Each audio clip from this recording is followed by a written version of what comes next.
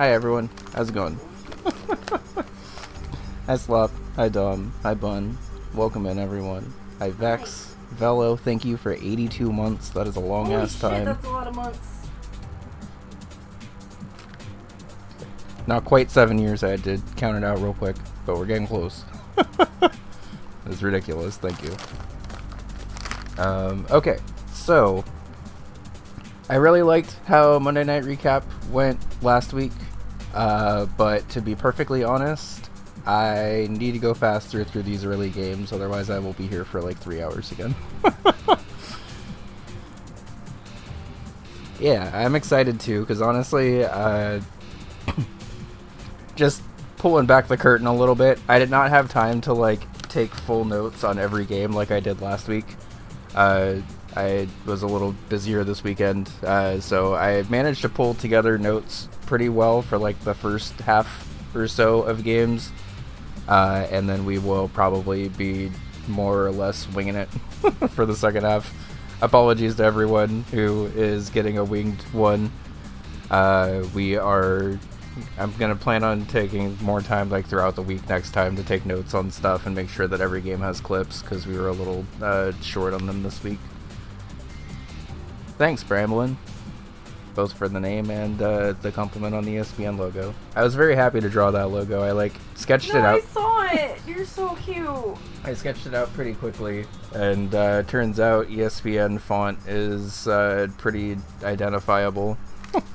And also just happened to work really well for the exact letters that I needed.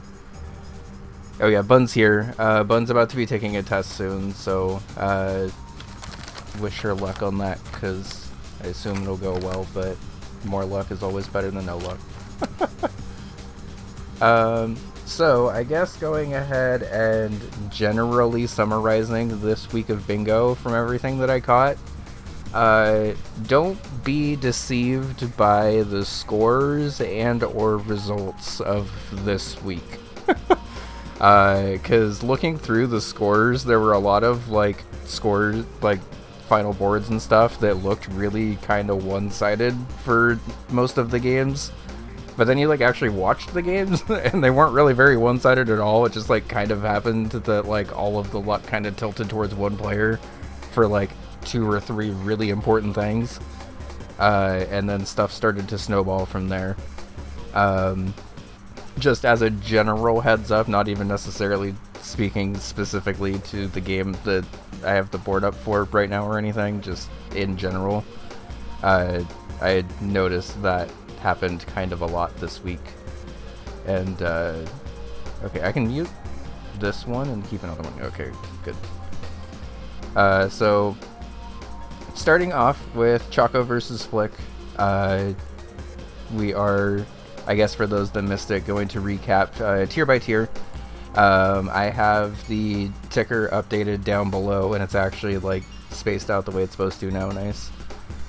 So it'll be like every 3 games or so instead of like every full tier, because it wasn't wrapping right, but it looks pretty good now.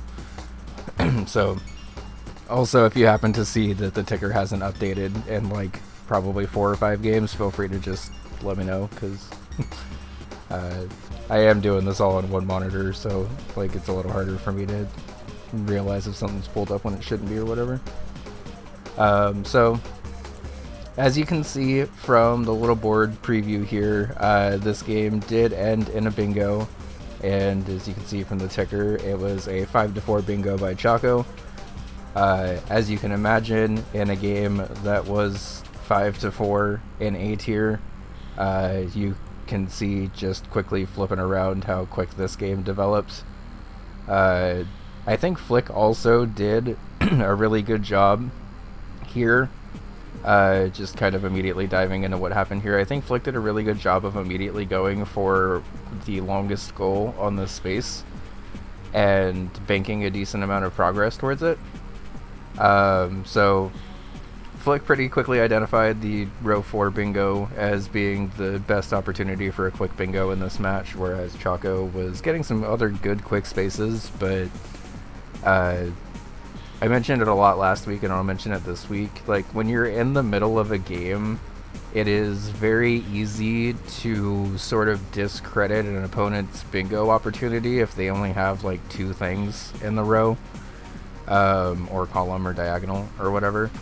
So especially in a match like an A tier match where you're normally scrambling to try to just like quickly spam the board with spaces and then go from there. I definitely don't blame Chaco for just going for quick spaces, but as you'll see from skipping on the board here, even though Chaco is actually going up 4-2 and theoretically threatening this bottom row bingo as well, like that Golf Area achieved 25% completion goal might honestly be longer than like anything else in this row combined. And I think Chaco did the right thing by trying to just get an average amount of, or not like an average amount, but get like an average spacing on the board to try to kind of control different parts. Unfortunately for Chaco, as I've sort of like glossed over, as Flick's been defeating 7 bosses, immediately goes from defeat 7 bosses to the hot foot goal that Flick theoretically could have been sniped on here.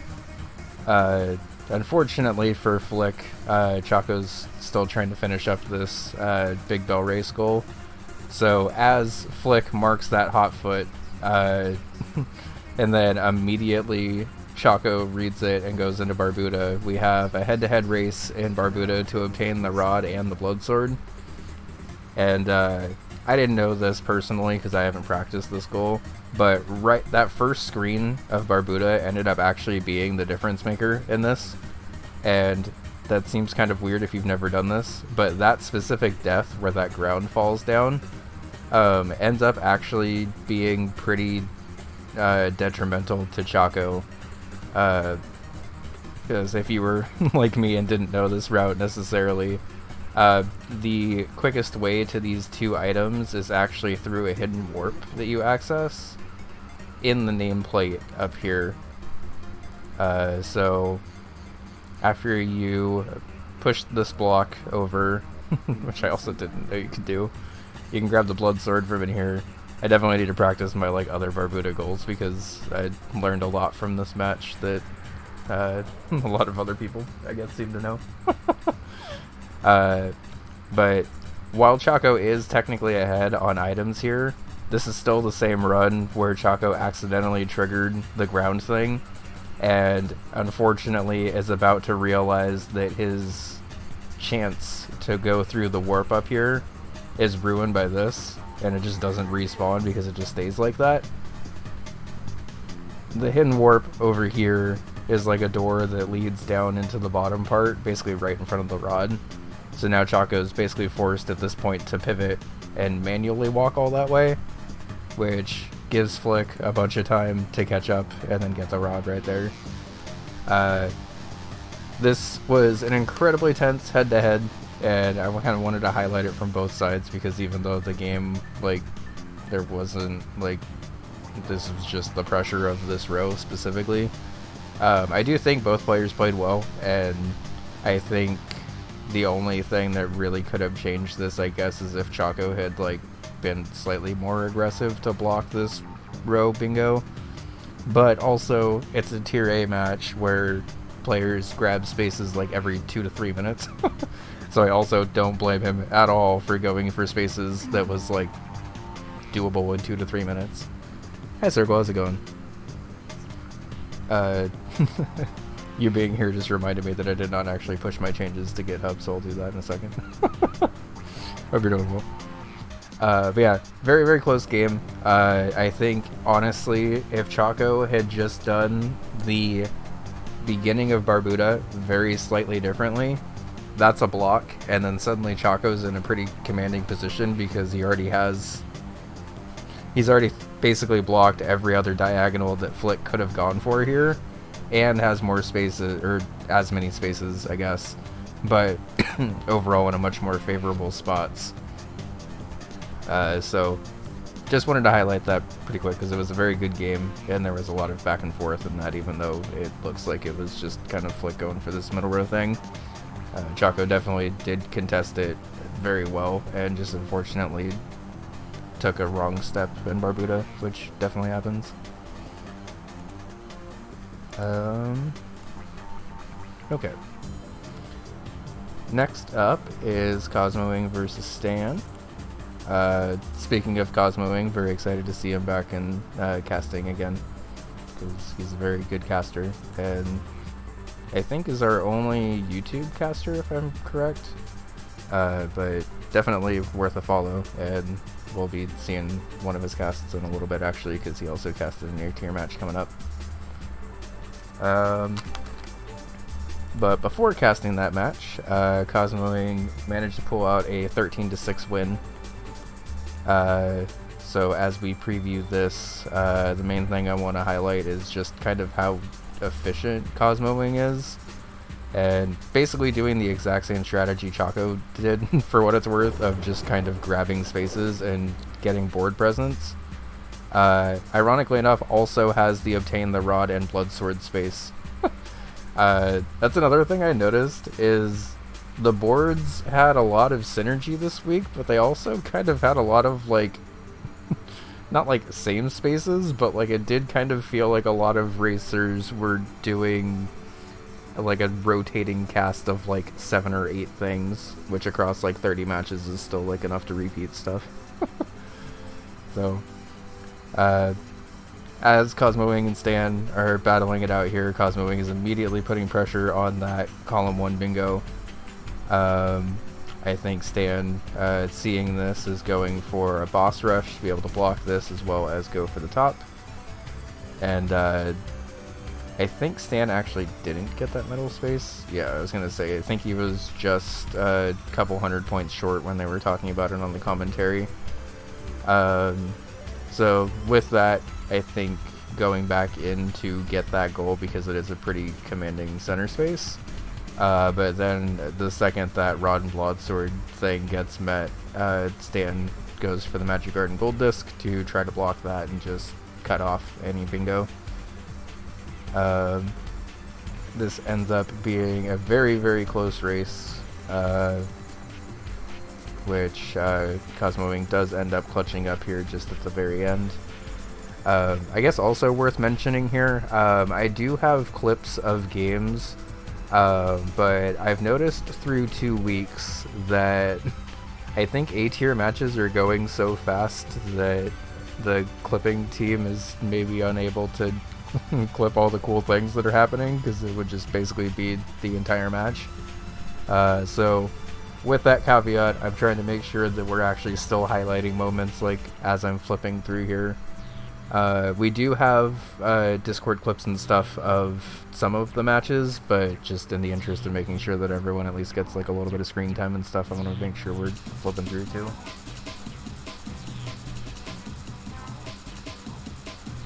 So this ends up being a very, very close boss rush, but thanks to Stan's early progress while trying to make progress on the other parts of the board, is able to come back and block that bingo, which is good for him because it then also does push this top row.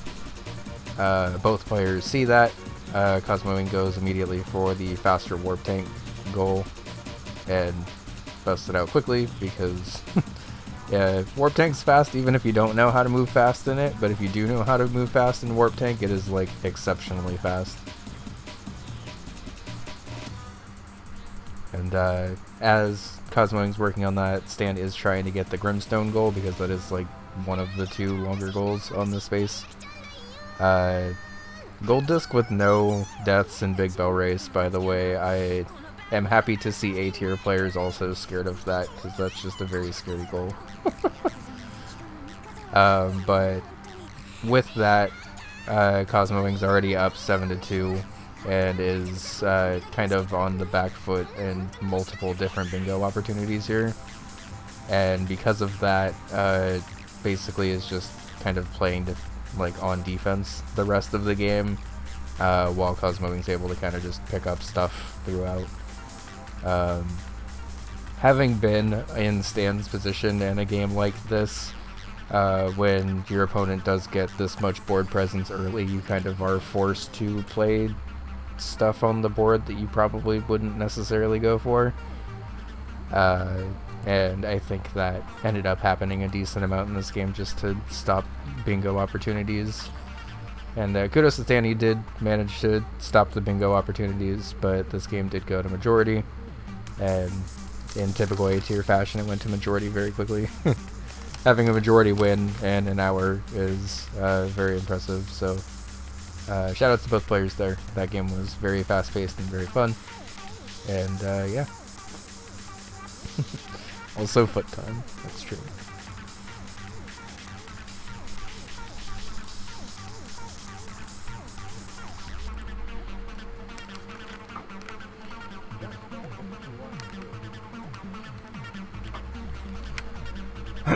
Okay. Next up, we have Glove versus Tyler. And similar to what I mentioned a couple of matches. Bless you. Similar to what I mentioned a couple of matches ago, A-tier especially this week was pretty ruthless about identifying a quick bingo opportunity and just pushing it. And interestingly enough, it happened at the expense of the players that were kind of just trying to go for the general goals and then identify the bingo opportunities later. Because Tyler is actually making pretty significant progress on a decent amount of stuff. Found us a mom and pop bookstore to go to. Okay. Sorry. It's okay. I'm So pushing this diagonal, Glove started off grabbing Porgy torpedo upgrades pretty quickly also. Yeah. And identified that this diagonal bingo is actually not necessarily as difficult as it looks, especially if you're able to just get Disconia quickly. So that is that is what ends up happening for a decent portion. I think after the HP rush. Meanwhile, Tyler is actually doing the grabbing spaces that are quick and able to be grabbed, and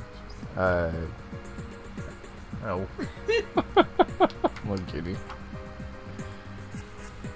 And I will mention here, because I watched this earlier, Glove did have the right idea, theoretically, of trying to go into Lords of Disconia, grab an HP upgrade, and have that be his 6th HP upgrade. But I think he misinterpreted the in-battle health as his final HP upgrade and ended up having to like unmark that space. As you'll see it marked here for a sec, and then it gets unmarked. And I think at this point Tyler was already pretty deep into Paint Chase and just wanted to finish this goal before trying to potentially block more stuff. Meanwhile, Glove does have, I mean, it's Lords of Disconia, so obviously it's going to be difficult, but does have a little bit of a time in Lords of Disconia as the AI just kind of refuses to quit. This is win a full war on Night difficulty, which is the medium difficulty, which in most games wouldn't really be that big of a deal, but absolutely is in terms of Lords of Disconia deciding to cheat only 95% of the time. And I think at this point, things are looking pretty scary for Tyler.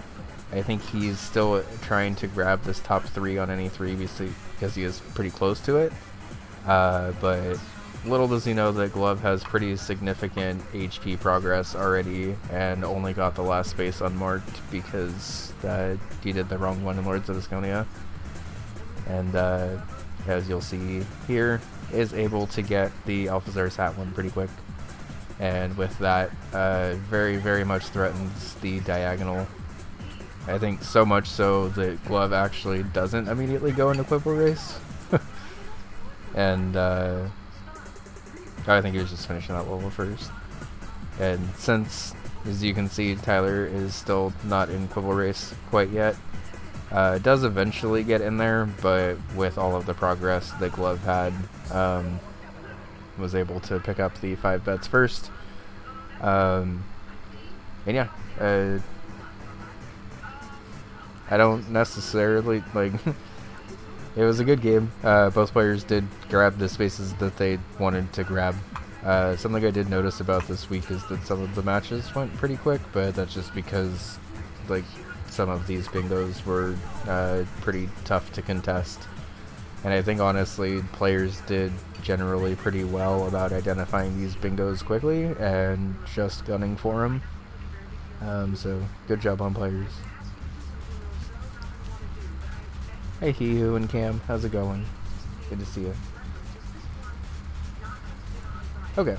That is not the A tier match I was trying to load up. Wait, yes it is. Okay. Sorry. Guri kind of throws me off sometimes because I don't think he updates his title until after he goes live, so it's always like the previous match's name up here, but then the actual video here. But we're good. Everything's fine. So next up is Canvas versus Val. Two very, very good players, and it showed in the board. This is pretty much an ideal board, I think, for both players, I would say. And quite honestly, that Devolution goal was really scary, so I don't even blame that being the one space that wasn't marked. So we'll go ahead and play these. I will go back and watch the B tier clips. Again, I'm sorry I have to make you do this stuff. It's just. We'll go back and watch all of the A tier clips and stuff at once because I want to make sure that we just get through the games relatively quickly, I guess.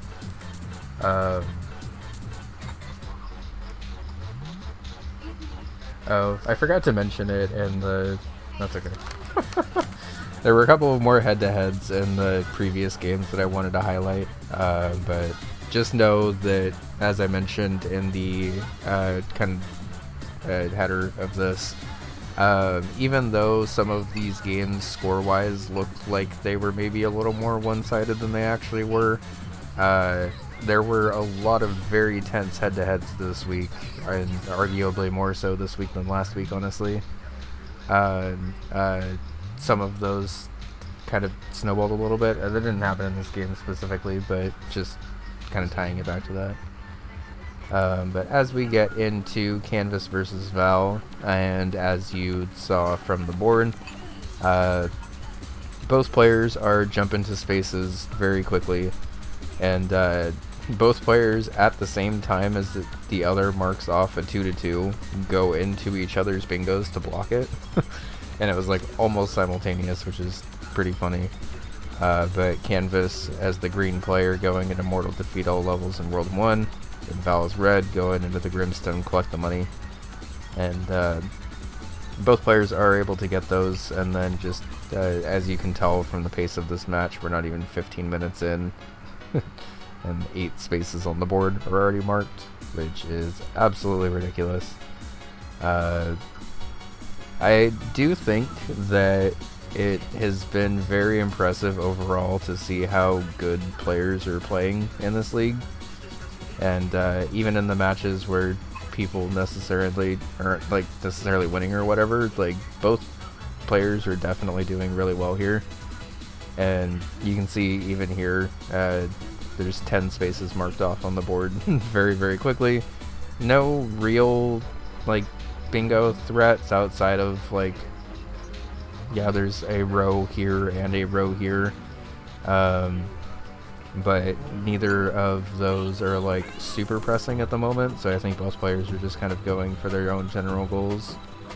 Canvas actually specifically trying to go into the column 1 or the middle row bingo, which Val's actually countering, just unfortunately has to kind of take the long way there. And I think because he has to take the long way there, Canvas is able to swoop this middle square, which ends up, I guess, not actually demanding more board presence on this specific board because Val has both of these diagonals already.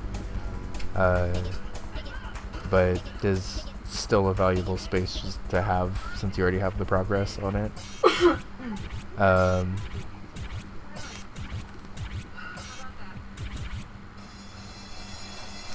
So as Canvas is starting to move around here, Val does actually start to mount a little bit of a comeback here.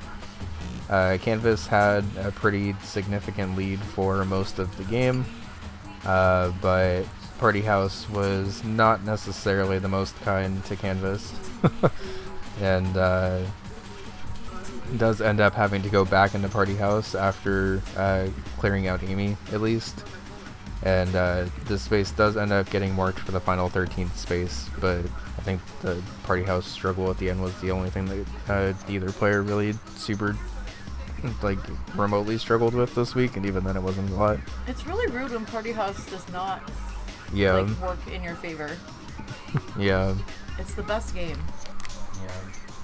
And sometimes it just taketh away. Uh-huh. Hi, Karma. It's okay. Also, whenever anyone says ack, I just imagine the Kathy comic. Ack! Like, I can't not. Yeah. You know, a little bum. Does that age me? It might. A little bit, but it's okay. The kids are like, what's a comic?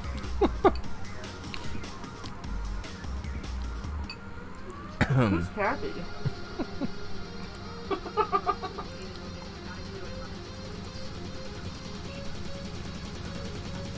Alright. Moving on with What's A a tier. newspaper? Moving on with A tier. It's fine. Circle knows at least. Yes. Moving on with A tier now, we have Kana versus Uncle Slam. This game was also very fun to watch. As as pretty much every A tier match goes, very high energy game with both players kind of doing whatever they wanted to early in the game. This ended up being both players picking up a bunch, like 5 spaces in 5 minutes, which is absolutely ridiculous pace. And then I believe there was the head-to-head. Is that a head-to-head or just? Oh yeah, there was one head-to-head we absolutely had to highlight in here, and it is here. And I'm just gonna leave this race playing as I talk about the rest of this match. Because personally, I would not want to be racing Kana in Paint Chase and expecting to win ever. But Uncle Slam makes this an incredibly close race, and it ends up actually being so close that the next course that has the time stop thing, slight spoilers I guess, but Kana ends up actually grabbing this time box one more time than necessary, which ends up actually like tying up this game almost like completely. I'm just gonna like keep leaving this part playing because it wouldn't have really fit into one clip anyway, but it's worth showing off how close this is. It's rare that we have Paint Chase race like at all, honestly, but it's like even more rare between like 2 super high level players at it, so but as you can see with that extra time stop, and as the because of the perfect, the timer like clocking up like that ends up actually making this so close that the get ready countdown is on the screen at the same time for both players. And Cosmoing in chat pointing out that because Kana got a 1-up because he was so good at it, that was also technically a time loss.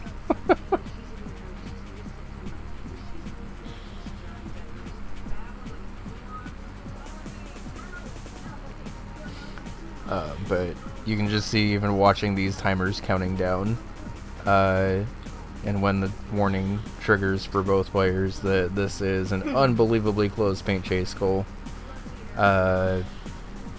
Ends up being a pretty big space for both players as well, because that does immediately start to threaten the bottom row bingo, and basically puts Uncle Slam in a spot where he either has to play Overbold or has to cherry rush. And this board ends up actually being pretty nice for cherries overall. But still collecting 4 cherries if you haven't happened to already get like 1 or 2 along the way is pretty tricky. And during this time, Kana is able to kind of just pull away a little bit more, and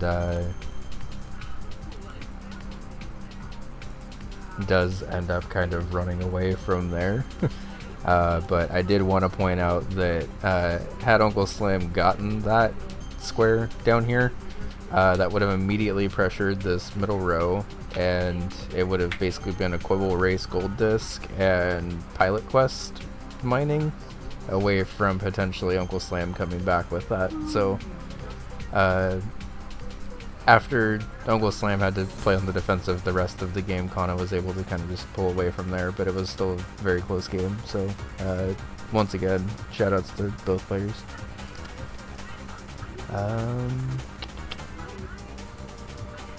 Okay, we're making better pace than last time because we're already on the final game of Tier A. Also, shoutouts to Cosmo Wing's first stream back for this, because this is a very fun race to watch.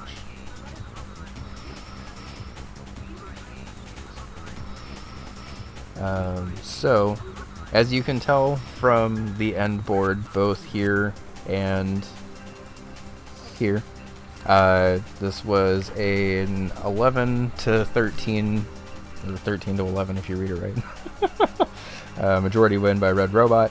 The only square on this space that didn't get marked is collect 4 gold discs, and looking through this board, there were like some games that theoretically could be gold disc, but I think the pace of this game just went so fast that it didn't actually end up popping up.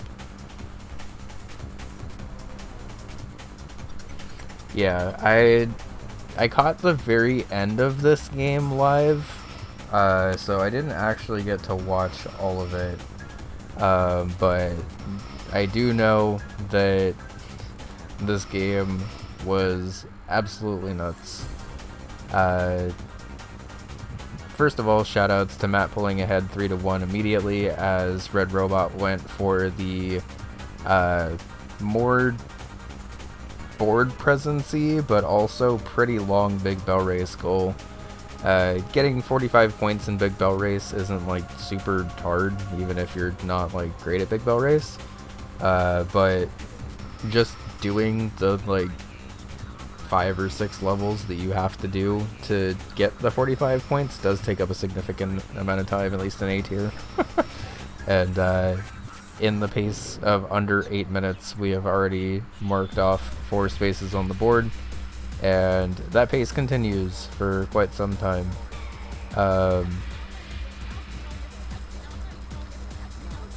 So something that's also a little harder to portray in these recaps, but is something to watch out for live, especially in A-tier matches, is players that are confident enough in their bingo abilities to know how long to hold on to spaces and potentially mark them off in times where they can kind of like bait the other player into going for goals that they know can't be done in a certain amount of time. The reason I say that is because Matt was pretty far out of Star Wasper before marking the space, and I believe it comes up again later in the game on Red Robot's end. I don't exactly remember for which space, but I do remember it mattering quite a lot, so we'll just keep going from here. But something I do want to again reiterate is every game for UFO 50 Bingo has been pretty fun and entertaining to watch. A-tier matches, blazing fast. It is exceptionally difficult to portray how difficult it is to have 10 spaces on the board marked off in 20 minutes and have it be those 10 spaces. Like, yes, those are objectively the fastest spaces if you know exactly what to do, but it is just endlessly impressive watching players fly through these goals. So head-to-head Bug Hunter is always a tense goal. This is for use work less and complete job 7, and as you can see, both players are pretty much neck and neck this entire time. Unfortunately, both players also do have a death. Eventually, Red Robot's able to claim that space, and then immediately moves into Vanger to try to get some Metroidvania progress, and as well as collect 5 items, which is actually theoretically threatening a middle row, or a row 2 bingo, just off of like 1 space, which is pretty wild. But meanwhile, Matt is very comfortable in the club, trying to go for the 5 extra lives at once. This board in particular had a lot of like really fast goals if you're really good at the games that you're going for, and both players were definitely very good at the games that they were going for here. So I want to fast forward to, I think it was in Mooncat. So worth mentioning here that this Mooncat find 2 of 3 eggs space doesn't like super help a bingo or anything, but it does have a matching space on the board with spawn 3 different spots of egg blocks. And with that previous space that Matt marked off, Red Robot knows, or at least has like a pretty good idea of roughly how long it should take someone who's like pretty comfortable in Mooncat to be able to get through those 2 goals that he's working on at the moment. So because of that, Red Robot ends up actually not marking either of those spaces for a while. Oh, I'm sorry, he did have to come back into it, but after I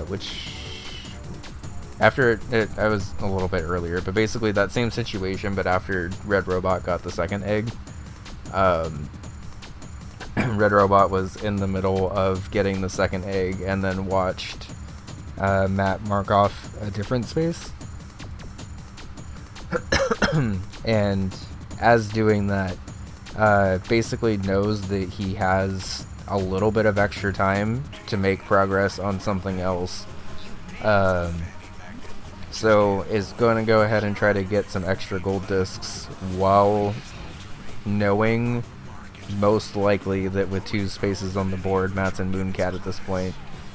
And not knowing, again, how much progress Matt has, because neither player is allowed to see like where other players are at. But just knowing based on how long it theoretically takes to do something, how long he has to do something else, and then mark off that space. And then if Matt is in Mooncat like he is, just kind of bait him into wasting a bunch of time. So with that, I'm trying to see exactly, okay, yeah. So you can see how close this is, where Matt's actually in the bunny fight of the second egg as Red Robot clears both of those spaces off, meaning that Matt was so close, but then ends up quitting out of Mooncat because he's just immediately trying to pivot into something else. And I think that ended up actually being like the final deciding factor here, because even though Matt is up 11-9 right now, is unfortunately pretty far behind in the race for everything. Red Robot brings it back up 11-11 with a head-to-head camouflage race. Also pretty rare to see head-to-head high-level camouflage like this, so I was excited to see this as well. And then just going for another gold disc, and then Red Robot's up 12-11 with progress and Porgy, and just gonna go ahead and clear out the Metroidvania space, and then that leaves that last space. Yeah, so I really want to highlight the delay strats because it is something you'll see in A-tier matches that quite understandably every other tier is kind of terrified of doing. But that delay strategy specifically was like a super big changing moment of that game, so I really wanted to make sure we highlighted it. And speaking of Red Robot highlights, those who have been in the Discord may know where we're going next. You good, Discord? You gonna load up like you're supposed to?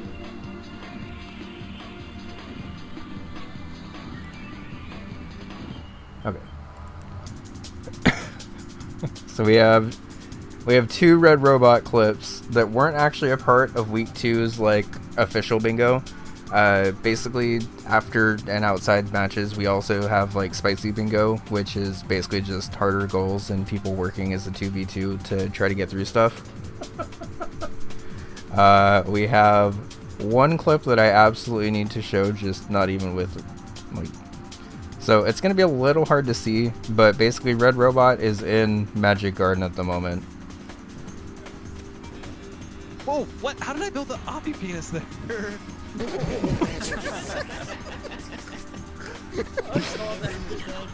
Whole chest It didn't even make sense. says the phrase Oppie penis and everyone just loses it. I wish Cosmo. So the unfortunate thing is when you're playing 2v2, you're not supposed to be listening like to your opponents, obviously, because they got to talk to each other and stuff. So Canvas and Cosmoing weren't able to hear that, but they also missed out on single-handedly the greatest scream of all time. So this is... You know what? No, this is one that we need the full clip for.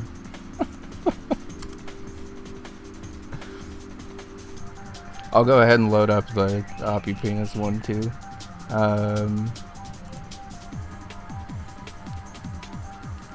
So that's pretty easy to fix. I can just grab that here.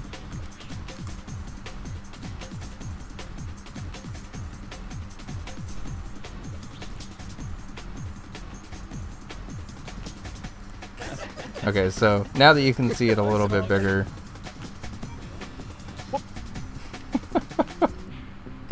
Right there.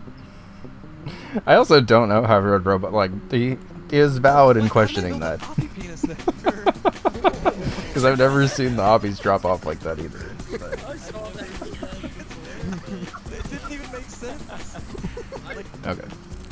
But I have to try really, really hard to not laugh at this yell. It already has 205 views. Because I've laughed at this yell so many times. Let me make sure this is all the way up. We're pausing the music for this one. Hold on.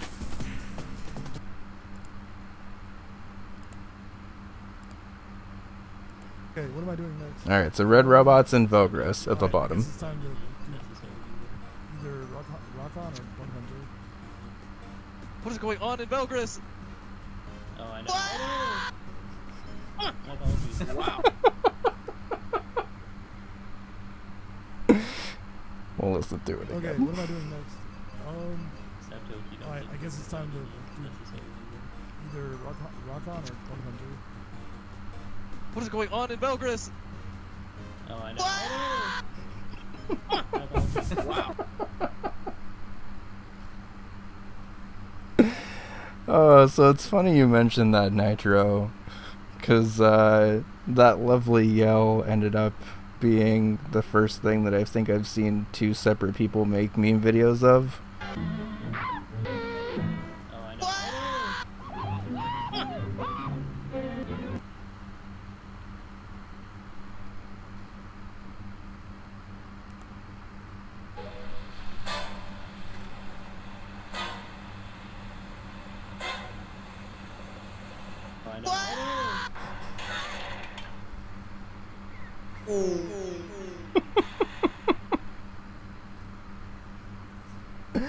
A little Velcros. Pew, pew, pew.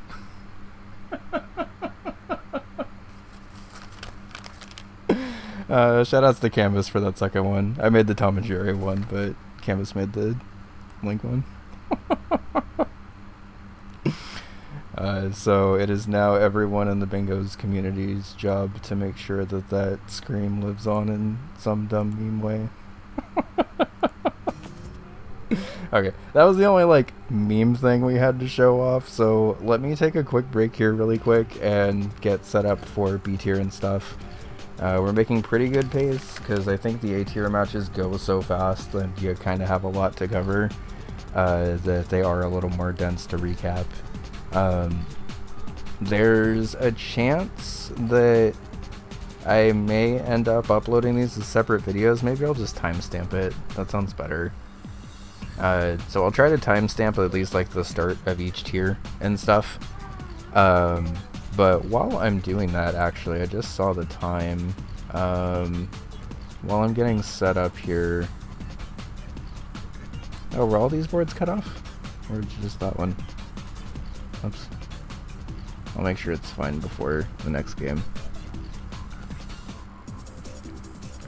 But while we're doing that, I am gonna go ahead and load up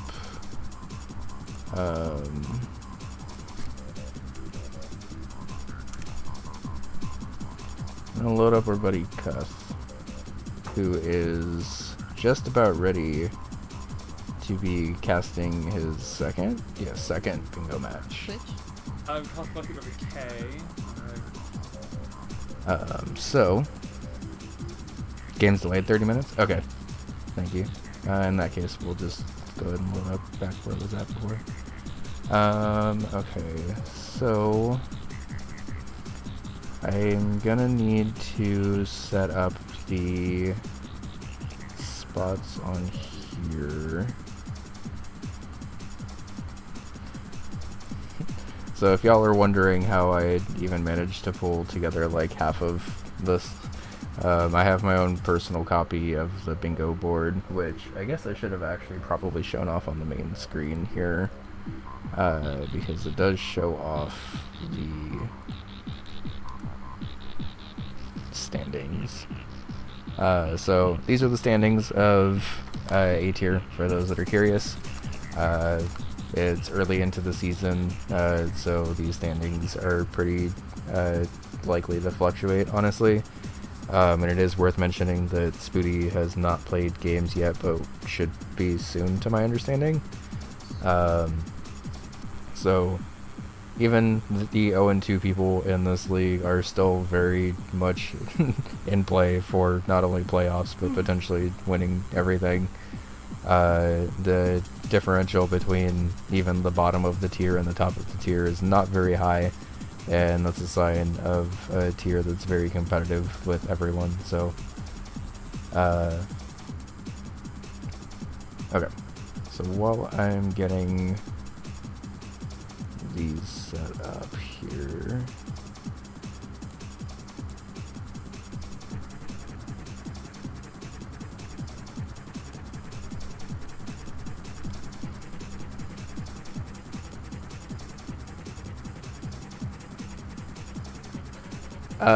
playoffs should be top 8 for...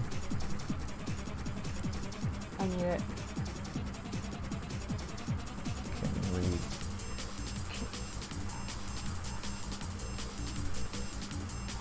There's 6 left of the large and 5 left of the extra large, and I don't know which size I need. If someone would like to send a tip of $25, I really need this Hello Kitty Halloween crewneck sweatshirt. Thank you in advance. This is the ad break from my wife, Princess Bumble.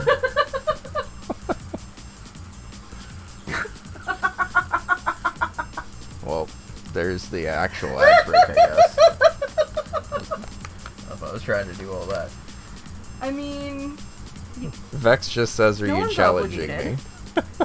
Stop! I didn't know Vex was still here! I mean...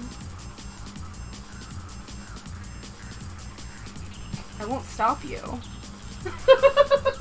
It's not a challenge, but... I would never challenge you, Vex, but I also would not stop you.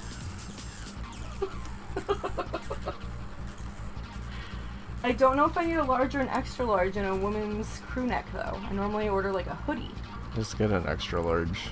'Cause you're not about to get a large and then be sad that it's too small. You're right. Okay, how long is the large? Like if your extra large is slightly too big, it's still just a cozy extra large. You're right. Okay, it's the extra large. I will move to the large.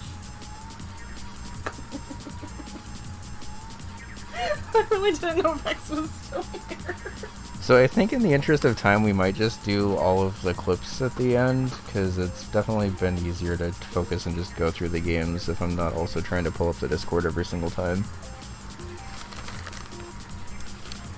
Let me see if I can just put headphones in or something and stay over here. I mean, it's not like I'm talking super loud. You're so. not. I just, Let me see what I can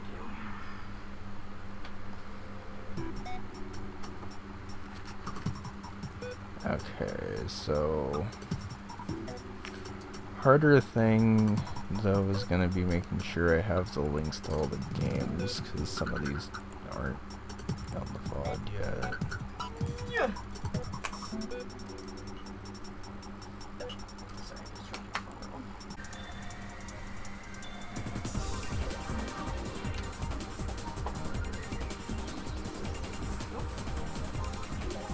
So I am gonna need to crop this again, but we should be good to get going with the B tier recap now. I did that a little bit early, but let me just go ahead and do an actual marker now. Okay. Welcome back from commercial break. We'll just pretend that was a big commercial break. We are now going to go ahead and try to recap B tier, or specifically B1. B1, as we covered last week, has basically been playing matches at the pace of some A tier matches. And this game is no exception. I'm not sure why it's starting off an hour and so into it. Twitch VODs when you load are just a little weird sometimes, so.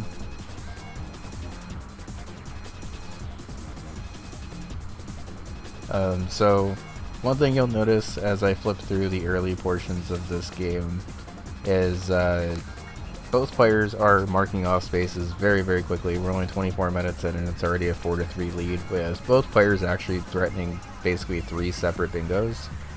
Fi quickly notices that the Valbrace square is very, very valuable to her. Meanwhile, Ghost is going for a UFO rush to try to get the diagonal, but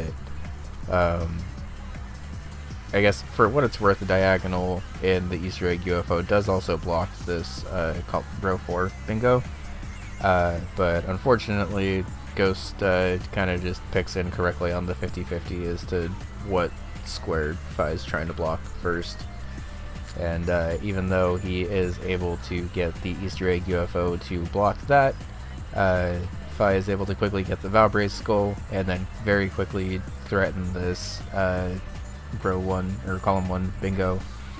Both players did a really good job of being very surgical in the spaces they were going for, but also worth mentioning that Ghost does actually correctly call the bluff that Fi's not actually trying to go for Metroidvania and Big Bell Race to win the game here, and ends up just pivoting and grabbing a Campanella square and another extended Campanella play, as Ghost was correct, and Fi's just trying to get demolition squares and stuff. So after this point, both players are pretty much neck and neck for the entire game. It is pretty clear, at least for most of the match, that Fi is not even going to really try to threaten either two of these squares, so basically just playing as if those aren't even on there.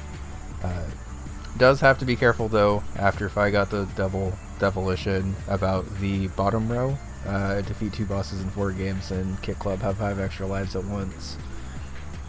So it is a little tense in terms of the bingos that are being threatened here.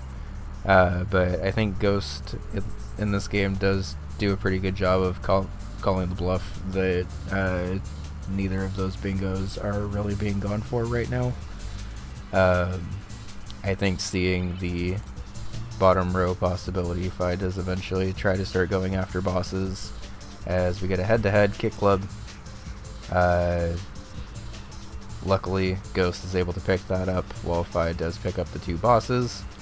Unfortunately, something that happened a lot in this match that I kind of forgot about until I saw Poco Fury yelling about it in chat is both players kept backing out of their leaderboard games before actually getting leaderboards. So even though a top 5 score on 4 arcade leaderboards is sometimes the goal you see people rush because of how fast it is, both players kind of had a mind game of neither player expected that space to be on the board, basically, so neither player went for it. So even though like there are a lot of like very hotly contested spaces and a couple of quick ones, like you'll still not see that one actually finish this game because both players kind of psyched each other out of trying to go for it.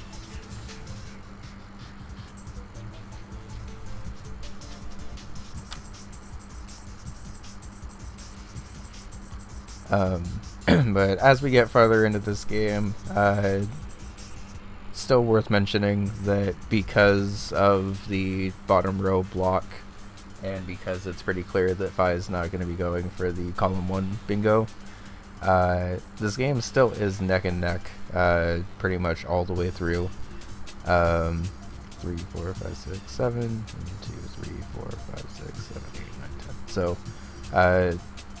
Ghost is in position to try to come back, but I did want to mention that the Demolition double square there while trying to get something else definitely pushed 5 far enough ahead that it was definitely Ghost trying to come back most of the game.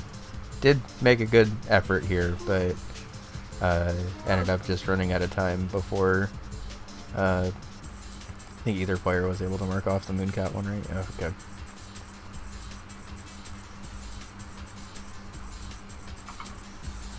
The gap between B1 and A and B2, C1 is really small enough corner that changes over the course. So I imagine as players start to get more comfortable with the new goals, there may be a little bit more differentiation. But I mentioned it last week and I'll mention it again. I do think players are playing higher than I think people expected based on their tiers, like pretty much across the board. And that's a good thing because that means everyone's just generally better at bingo than they were last season, which is fun. You can still be following someone that you banned a long time ago. Oh. Fixed it. No? Sorry. It's okay. That just like really threw me off. Alrighty. Anyway. Next up, we have Arank vs. Keeney. And as you can see from the bingo, Arank did get a bingo victory. And for the second week in a row, Arank was in a game where the bingo victor had less spaces than the person marking spaces off. They were on the winning end of it this time, which is nice. Yeah, I definitely think the small knowledge gaps that players have do make matches interesting. Like, admittedly, for instance, last week when I won on the Trotters Square, there was apparently like a way more optimized way that I could have done my Trotters thing and like completely cleared it out like minutes and minutes before. But because I specifically didn't know that thing, it ended up being me like grinding 32 resources and making it like way closer than it needed to be. So accidentally made it more fun, but could have made it easier on myself if I didn't have the knowledge lapse, but it is also funnier that way. So getting into the Arank versus Keeney game, sort of like the score would suggest, Keeney was on the aggressor side of this and trying to push spaces a bit more in this game. I think with the spaces that they were going for here and here, for instance, they put themselves in a really good position to be able to threaten a lot of bingos at the same time. And if you've played bingo, you know that your ability to threaten multiple things at the same time is like much better than like super telegraphing like I have to get the space in order for anything I'm doing to work. So I think Keeney did a really good job here of putting the early pressure on and forcing a rank to basically go onto the back foot and go into Waldorf, which they may or may not be super comfortable with. And as they're not able to get the Waldorf square, Keeney is able to get the Demolition square, which then allows the rank to pivot into Paint Chase and get a goal that they're pretty comfortable with getting, but one that even if you're good at Paint Chase, it just takes a while to get a score of 350 plus. And during this time, Keeney's able to build up a decent amount of progress on pretty much all of the general goals, and then also get this other space down here. And as a rank is able to get the Paint Chase goal, I think I skipped over it, but there was a head-to-head Mortal Switch race that a rank ended up winning. And then suddenly, there is a threat of a rank just getting this bingo here. I think Keeney is still at the point of just trying to get the...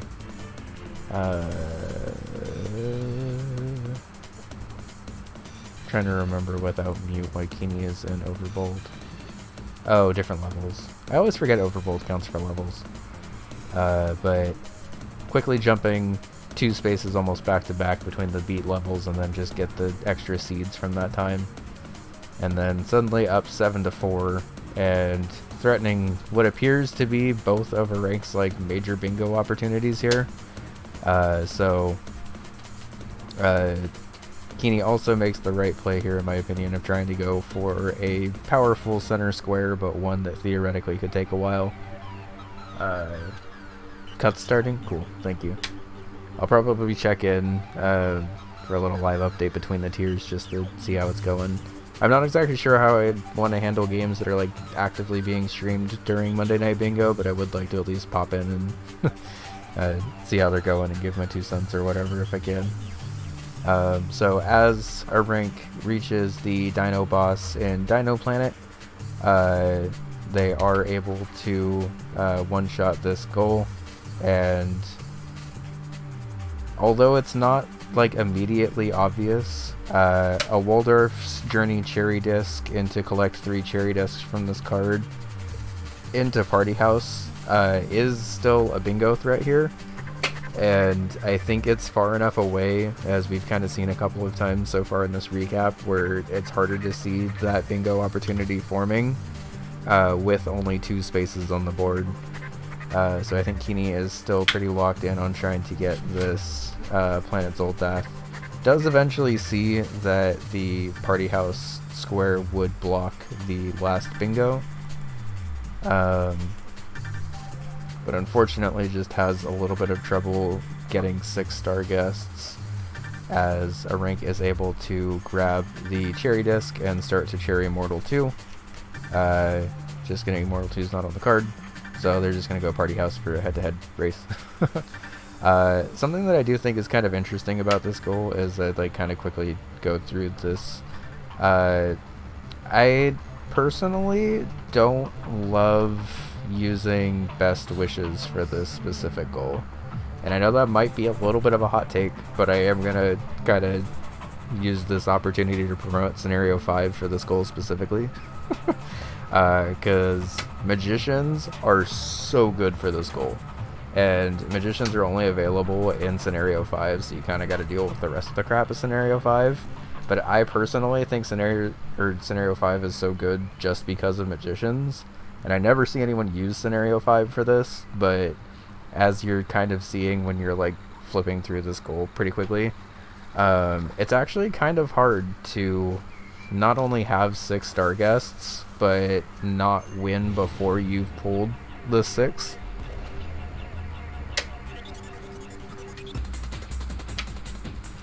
Yeah, I think had I planned it a little bit better, I would have just reached out to, because I'm sure he wouldn't have had a problem with it if I just kind of hopped on and said hi, but I don't, first of all, I don't think there's room, because I think they went into a private lobby that only has 4, and second of all, I would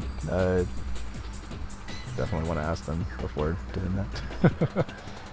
But for this specific party house goal, I also think that Best Wishes is a little difficult to do this goal on because you are so heavily reliant on pulling dinosaurs to meet this goal, and then you end up just kind of busting the party anyway. I think Scenario 5 specifically has ghosts as the star units, and they can kick themselves out if they need to as well, so hopping off my soapbox, I just wanted to talk about that goal specifically since it did actually matter quite a lot in this game.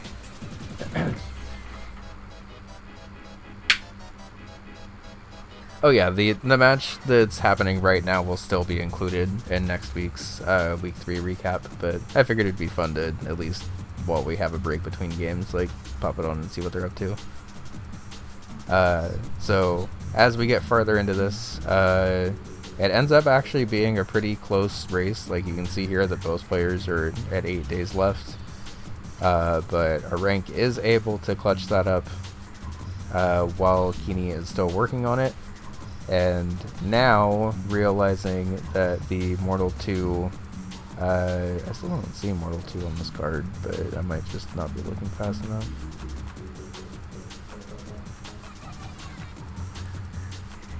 Oh, duh, the Mortal 2 activate all switches. Okay. So, going for the Mortal 2 cherry, as Keeney is racing to... Is this Camouflage cherry? I think so. And I appreciate the dedication to pulling out Rail Heist cherry. If there's anyone that can do it that quickly, it's definitely Keeney.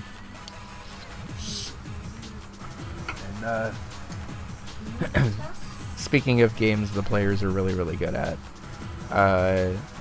you'll notice looking on this board that Mortal 2 and Waldorf are pretty obvious quick golds, or cherries to go for. But getting like the third cherry on this board is actually pretty hard, because you either need to play a lot of Camp and Elmo 3, you need to be really good at Hotfoot. I guess Ninpek's an okay cherry, but it does take forever. And Zoldath cherry is very, very RNG reliant. And given that her rank is a rank and exceptionally good at all of the puzzle menu-y games in the collection, does casually bust out the Bug Hunter cherry as the third cherry here.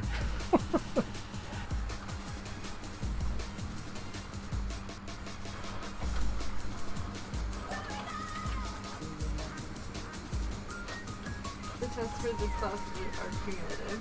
Gross. Uh-huh. Who does that? This guy. I guess so.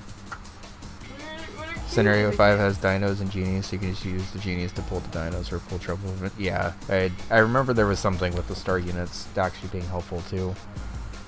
Couldn't remember exactly what it was though, thank you. Okay.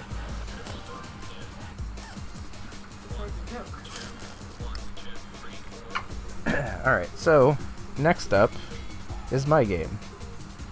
And the board's like still kind of cut off for some reason. Let me shrink that down a bit. Okay. Yeah, I mean, it's not surprising, but still watching someone casually pull out Bug Hunter as one of the cherries that they have in their arsenal to get cherries is terrifying as someone also in B1. So, speaking of also in B1, this is my game. I was up against CG65 this week, who had a very, very strong week 1, and I was definitely very, very nervous going into this game. Thankfully, I'm just gonna be honest, I kind of got like one of the best boards I've ever gotten for myself. And starting off with a head-to-head pin golf race is like kind of a dream come true for me, because I almost like never get to play pin golf anymore.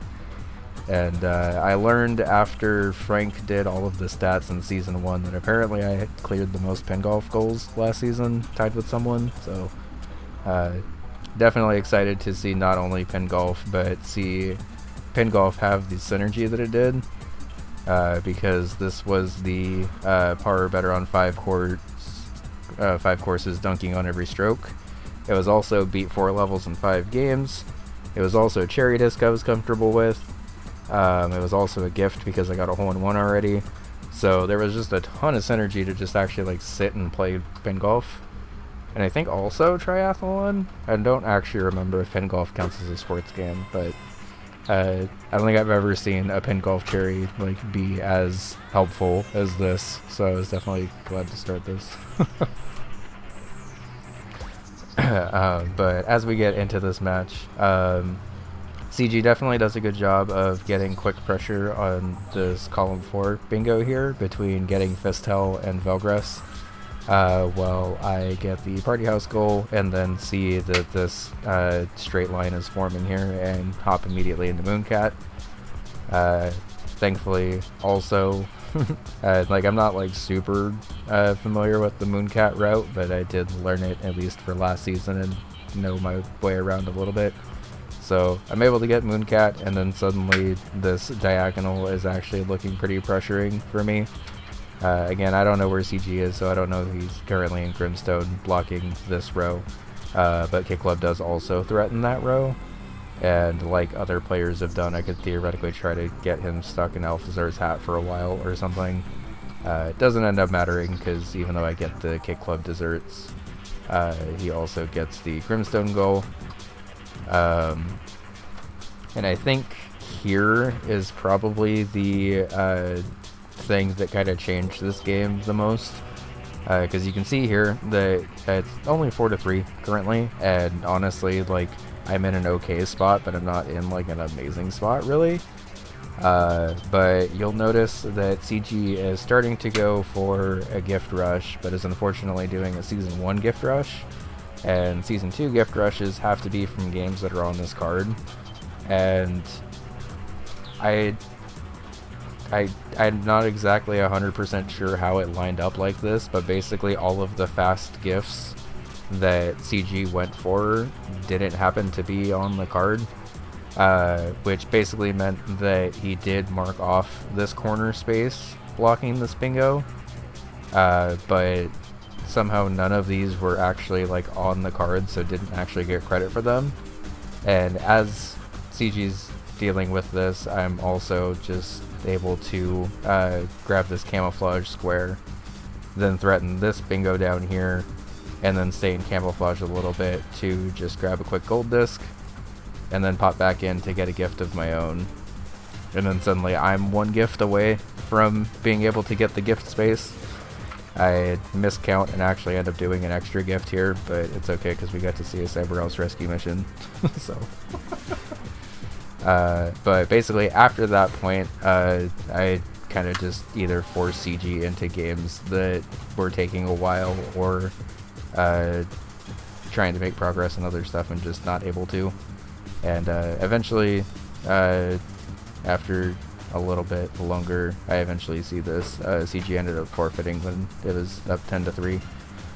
So honestly, I wanted to highlight especially the start of that game, because that game again was exceptionally close until like with that one mistake. Really, it was something that definitely is understandable, because having played in Season 1, it's definitely pretty easy to just go to your default like 6 quick gifts to be able to get the things on the card.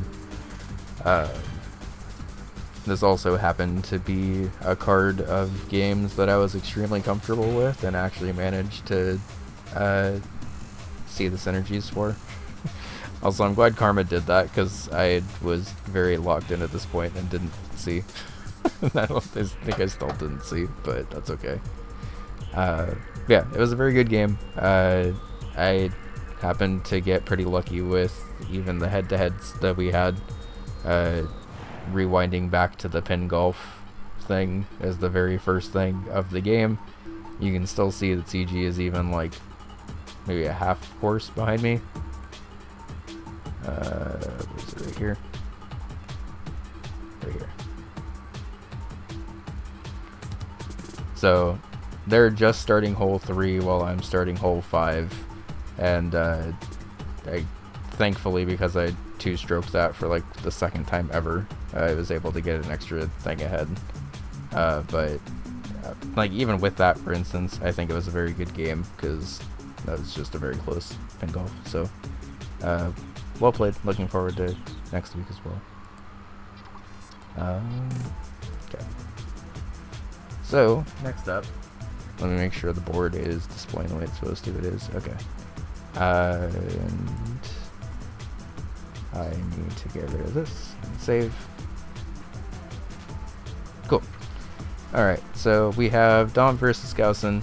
A game that, again, is much closer than the score maybe indicates. I think that this week, as I've said a couple of times, had a couple of games that were like really close in terms of gameplay, and through like one or two unfortunate combos of getting sniped on stuff, kind of just spiraled out. This game in particular, I watched it back, and Dom got sniped on Planet Zoldath.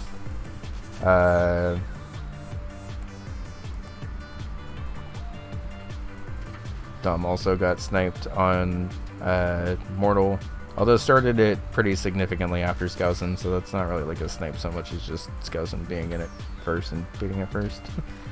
But you can't see that they were both in it for at least like a couple of minutes. And then as they kind of trade back and forth on Bushido Ball and Magic Garden, Dom's unfortunately not able to grab the Bushido Ball goal or the Magic Garden goal, so just pivots to this pin golf, be in first place immediately after hole 9, just to get some presence on the board and theoretically threaten some bingo opportunities of his own. Unfortunately, Skousen does pick up that space, and then also the Bushido Ball space at the bottom, and then starts going for a tactics stuff. I forget exactly what the tactics was for, but it was very good at tactics plays. Oh, to win 5 battles without losing any flags, that's right. So after that, then immediately threatens the Magic Garden, obtain a score multiplier of 8x, forcing a head-to-head in Magic Garden.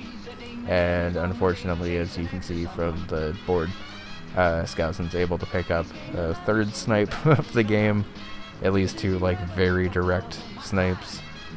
And then just needs to beat Overbold to be able to get that boss.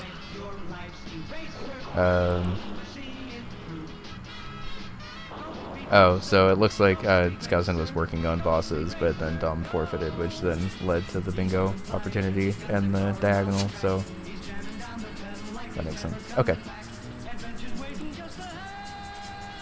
So even though this wasn't technically a bingo, quote-unquote, since Skousen was working on that last space as Dom forfeited, it ends up being counted as 1, so GG's. Again, similar situation to my game with CG, where a couple of early snipes kind of just shaped the way the entire game went, unfortunately.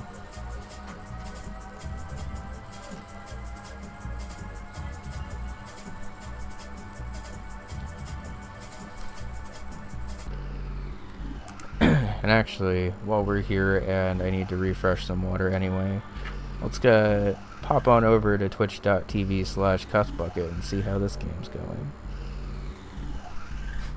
Let Cuth know you want to drop in and collaborate. This might actually be the first and only time that letting someone know I want to drop in and collaborate would actually be helpful. Because, like, theoretically, I could want to be like, hey, we're doing Monday Night Bingo. How's this game going? But I think we'll just silently watch and quickly evaluate. Looks like a pretty hard goal, or pretty hard board, and unfortunately, Lords of Disconia synergy means that you have to play a lot of Lords of Disconia. But game's just getting started. Interesting to see the 3 corner spaces is the 3 corner spaces, and then the 4th corner space being the spaces that are being worked on is pretty funny. But yeah, this board looks hard. I definitely don't blame players for having a little bit of difficulty with this one. Oh my god, I have senioritis. Yeah, you do. Like, real bad. I was like, fuck it. I just realized. I'm sorry. It's okay. Like, bad senioritis. It's okay. You are a senior, so. Already. I know. Like last Let semester me test senior. it. I'm like, I'll graduate. No problem. Oh, sad. Alright, so Flesh versus Winterbait is a game that I got to watch live and was a very, very close back and forth. You can tell that even though there was a bingo on this board, this game was both players just basically having their spaces fly off the shelves very, very quickly.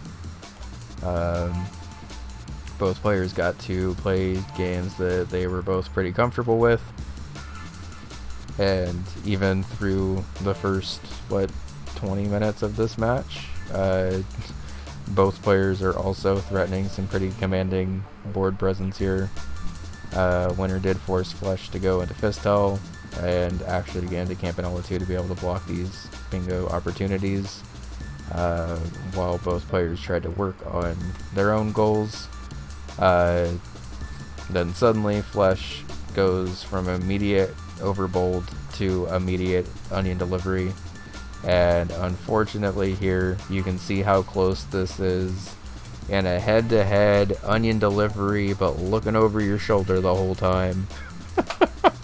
Everyone in chat has no clue who's actually ahead in this race for most of the time.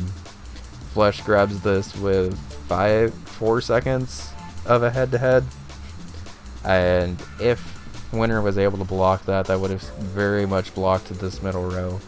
But because they did not block that row 2, they now have to go into Grimstone for a while.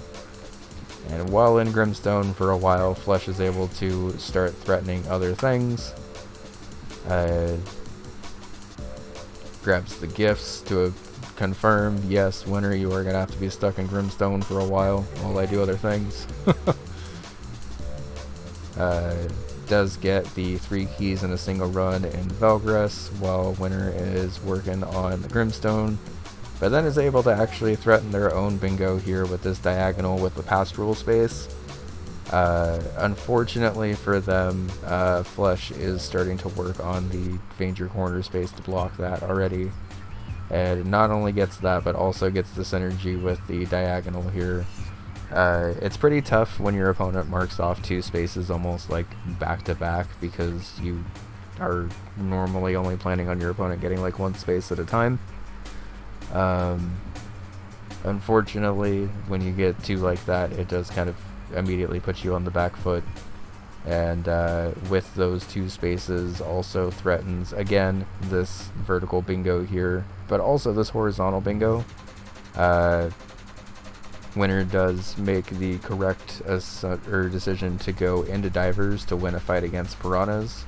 Starts the progress early, but then hedges their bets and goes into role player progress for Valbrace, before going back into Divers in a head-to-head that unfortunately, because they dipped out a little bit early, they do end up losing here. They end up dipping out early again to make extra progress on this Mortal 2 10 keys goal, but I'm saving talking about this for a little bit.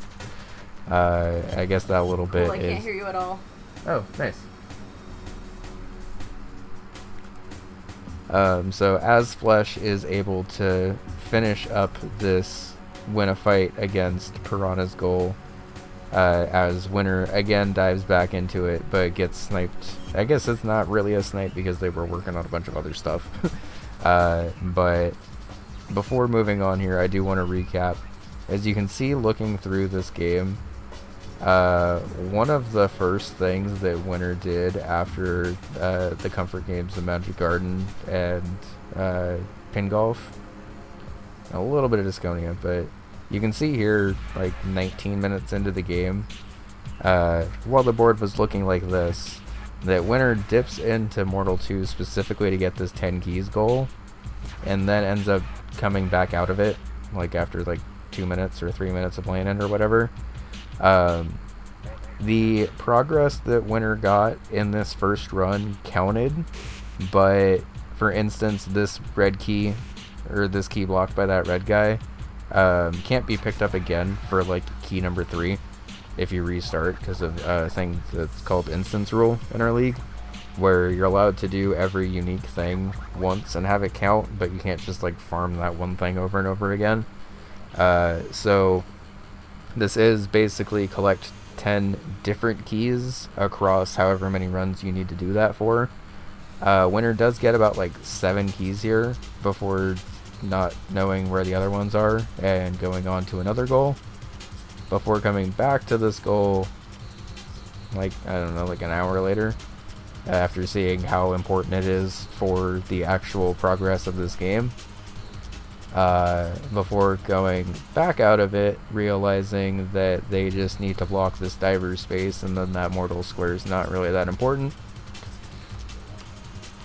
But then unfortunately, as you can see, getting sniped here, and now all of a sudden Flesh, for the first time, is able to dip into Mortal 2,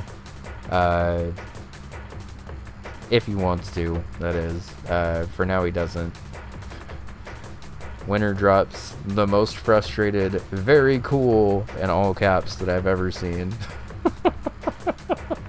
As they now have to go back into Mortal 2 for a third time, remember what keys they got and didn't get, which even if they're looking at a map at this point is going to be difficult because you've had like an entire hour of bingo on top of yourself right now.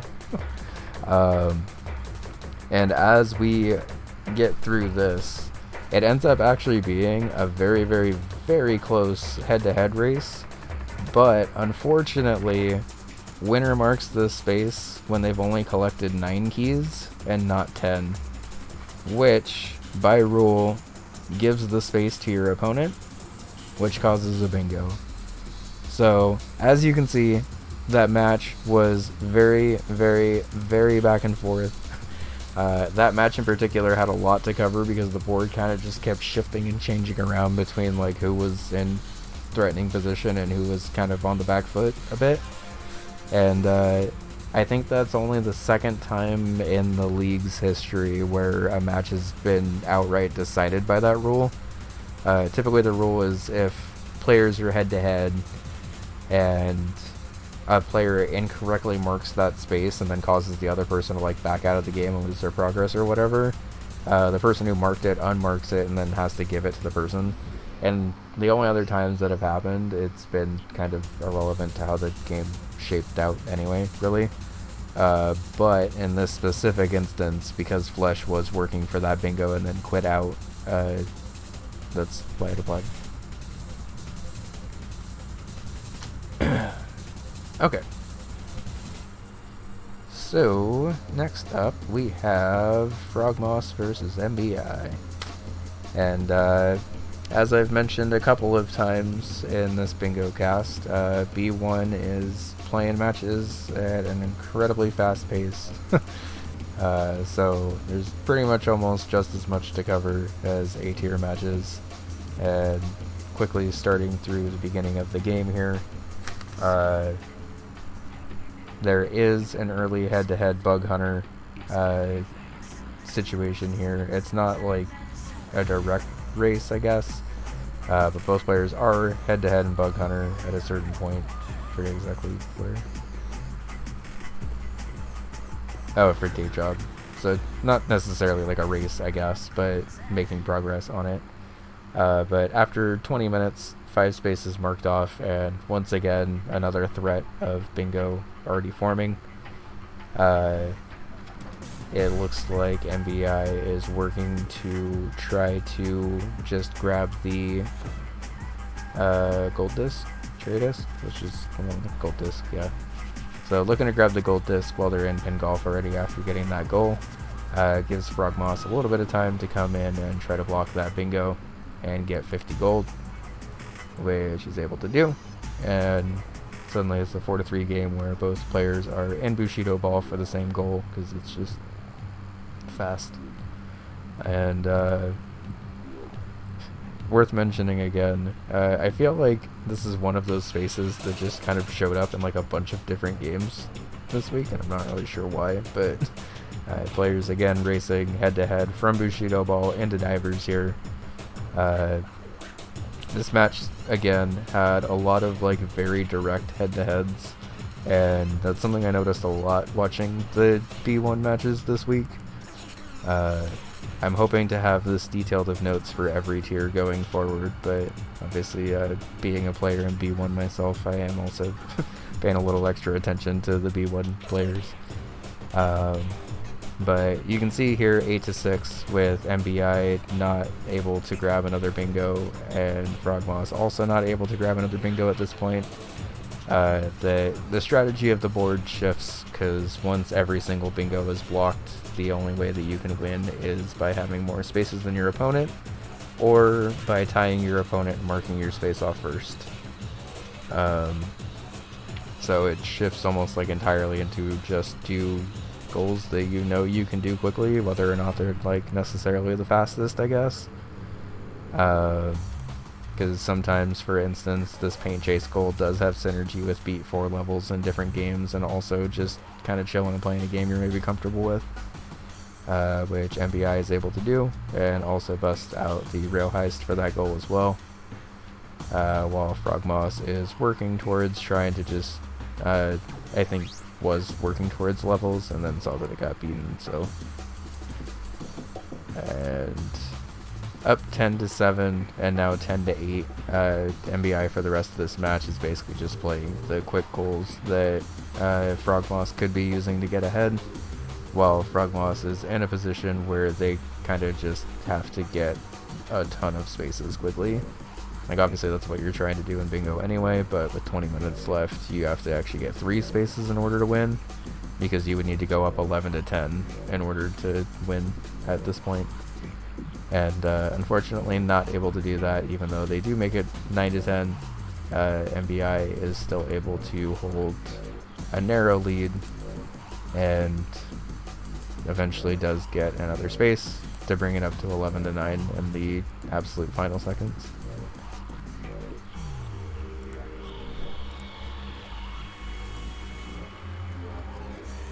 Okay.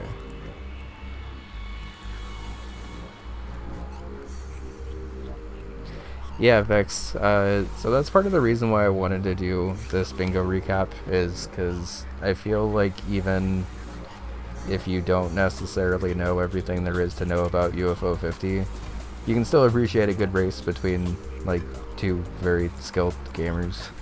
And this game in particular, for instance, has 2 of the top B1 players, or B tier players from last season, going head-to-head against each other. Neither of them are super active on the Discord or whatever, so like if you only specifically know the Discord players, like you may not even really know how good Hugo or Marshmallow are.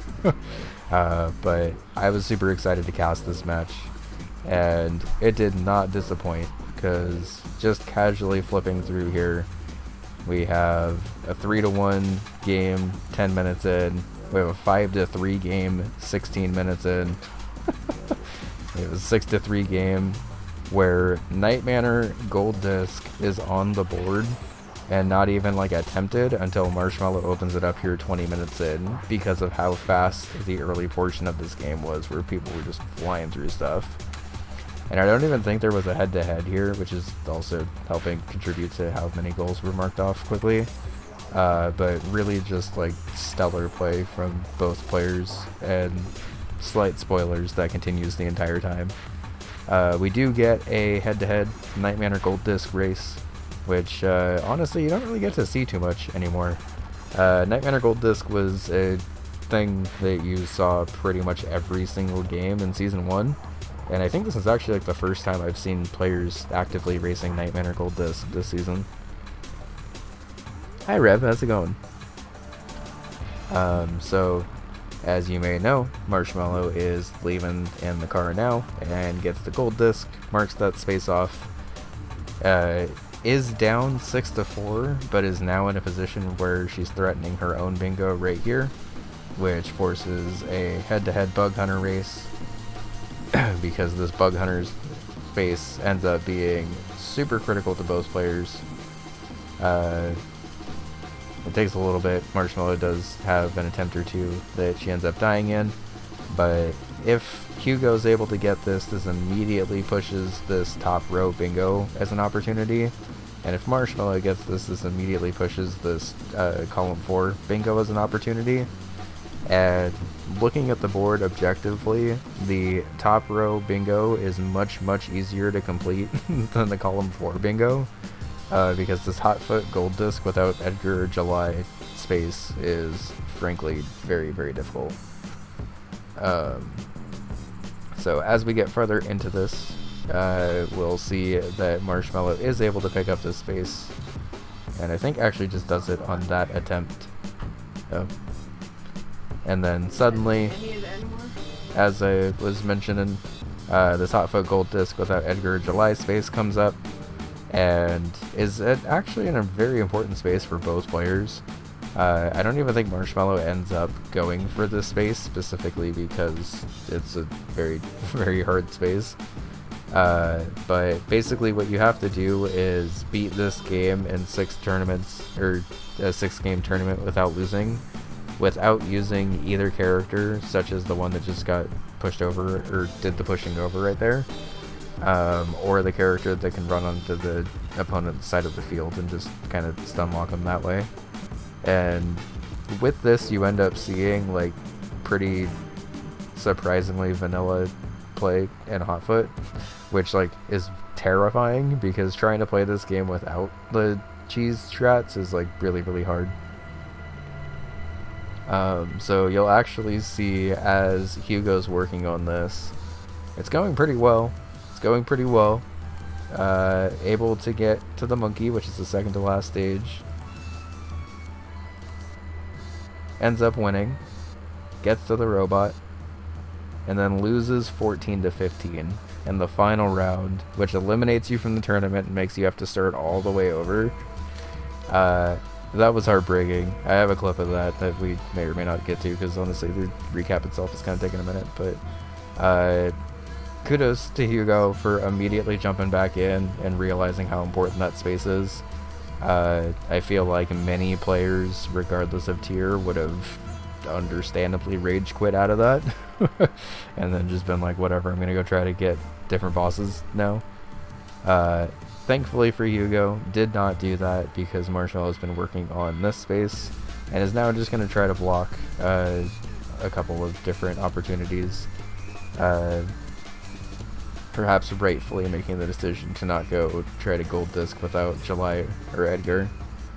And once again, 7-6 with 46 minutes on like time elapsed is absolutely ridiculous pace, even with Hugo being stuck in Hotfoot for a good like 15 minutes at this point, which isn't really that long, all things considered, but given how fast of a pace this match was, is like pretty significant. Does allow Marshmallow to kind of pull back a little bit, but as you can see by Hugo marking that space off, after another very, very close match against the robot, is able to clutch this one up, win with Mascot and Amy, which is really cool. I almost never see anyone use Mascot in Hotfoot, so it was pretty fun to see. And Mascot actually kind of helped out a lot here, because Mascot can throw these little like water balloons on the field, which helps people slip. I'm just playing it extra safe, making sure that the robot doesn't wombo combo. Does win, grabs that diagonal, and then suddenly this diagonal is now looking like the bingo threat of the game, where players will have to go for Alpha Trilogy, which is gold disking Velgris, Overbold, and Quibble Race, or grabbing Boss and Vanger to be able to beat this. Perhaps understandably not wanting to immediately jump from one of the hardest goals we have to another one of the hardest goals we have. Hugo just tries to go for the big belt race space and ends up grabbing it.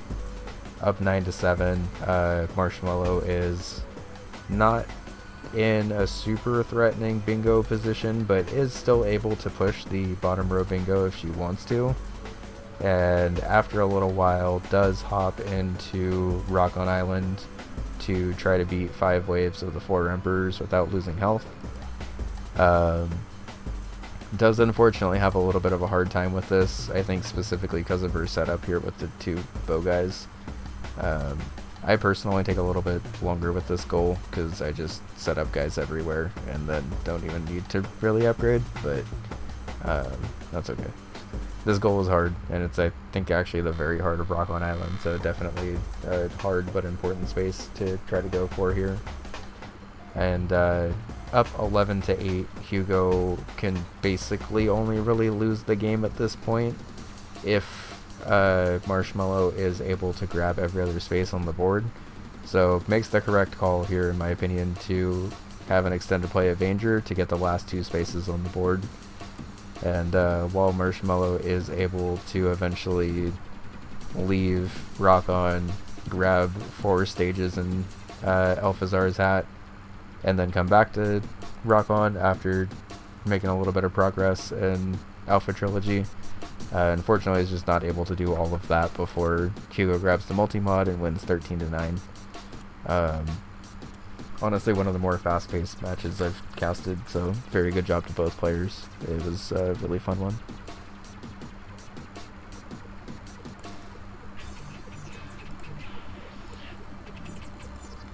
Okay. So next up, we have Pine versus Rolling Away, which also went 13-9. Something you may be noticing, and something I hinted at earlier, is the B1 tier matches are flying by. Even just the start of this game, for instance, also keeps up the same pace of every other match that we've had, where it starts off with a really quick 4-4 before both players kind of settle down for more important blocking spaces. Pine does casually bust out the Overbold Cherry, which doesn't directly help any of the bingos that they were working on, but does threaten something else over here. It does also give them some general goals to work towards. And this is a board where it's only collect 2 cherry discs from the games on this card, so being able to pair that with a space that just specifically says have one of those be an Overbold, basically, is very good synergy, even if it's a very high difficulty thing to go for. So as the players kind of settle into the games, they kind of start to see the things that other players could be working on. Rolling Away makes the correct call to dip into Fist Hell to block both this bingo and this bingo, while Pine is working on Magic Garden to just have the center square and be able to threaten more stuff on their own.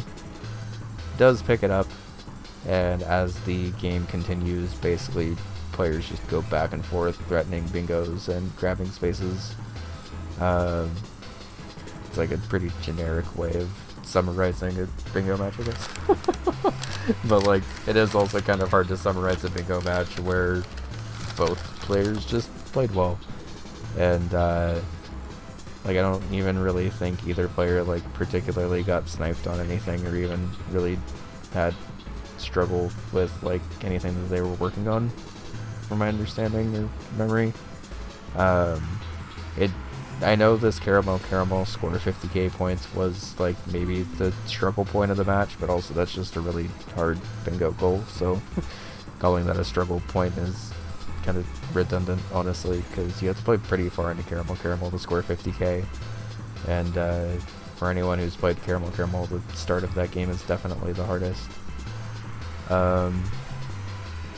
So as the match kind of starts to go on more and more, Pine is just picking up squares at a slightly faster pace, and even though there's not like a super big threat for bingo outside of this diagonal here, I don't think either player really tried to stop that, really, from what I remember. I think both just kind of kept going with spaces. Rolling Away does go... Oh, there's a head-to-head rock on, but I think Rolling Away was so far ahead that it was still a snipe. It was still like wave 5 or so. So after this far into the match, this Planet Zoldath square does both block the diagonal bingo and also sets up Rolling Away with the theoretical row 4 bingo.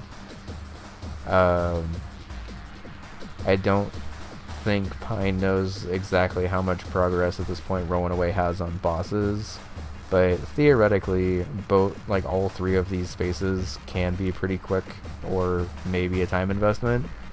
So sort of just depends on what you want to go for. Pine doesn't opt to go for that, and instead just goes for spaces with Golf Area. Is able to pick that up, and then I think sees the diagonal potentially forming and goes into Campanella, while Rolling Away is going for the Zoldath piece.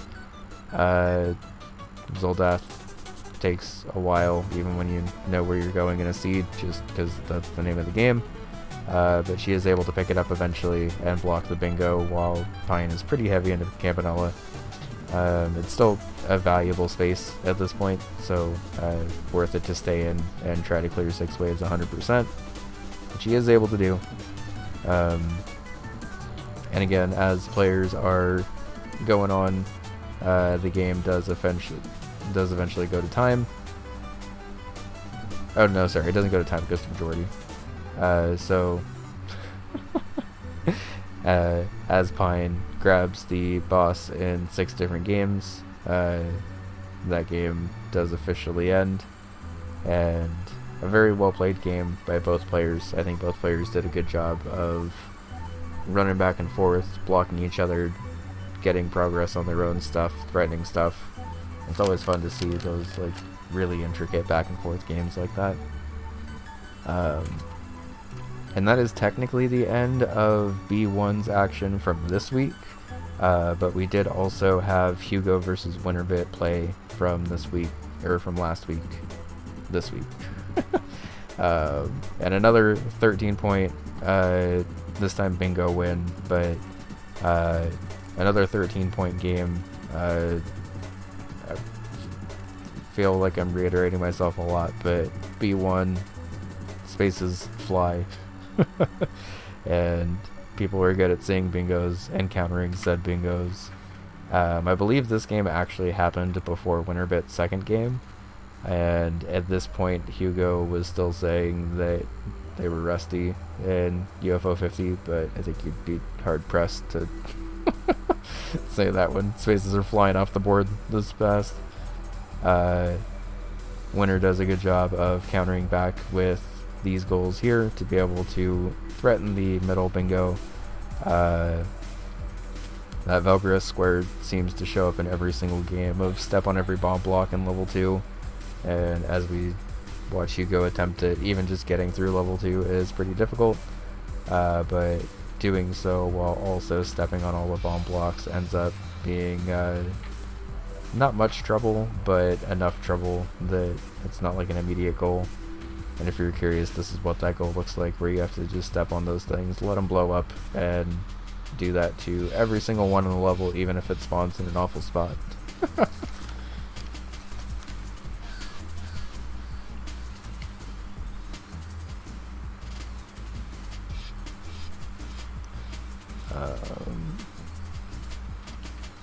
So up 5-3. Both players are still in a pretty strong position here, but Hugo kind of has the better board presence in terms of the spaces that are marked off, and especially after beating the egg, is pretty heavily threatening that row 4 bingo. Unfortunately, there's a collect 4 cherry discs on this card, and even if you cherry Pingolf, Velgris, and Waldorf, the 4th game on this card is pretty questionable in terms of like what you can actually go for. So I think Hugo's attempting to do this with the July and Amy cheese, specifically using Amy to also get credit and the Amy general goal, while Winter is grabbing some demolition spaces before pivoting off of both of those. And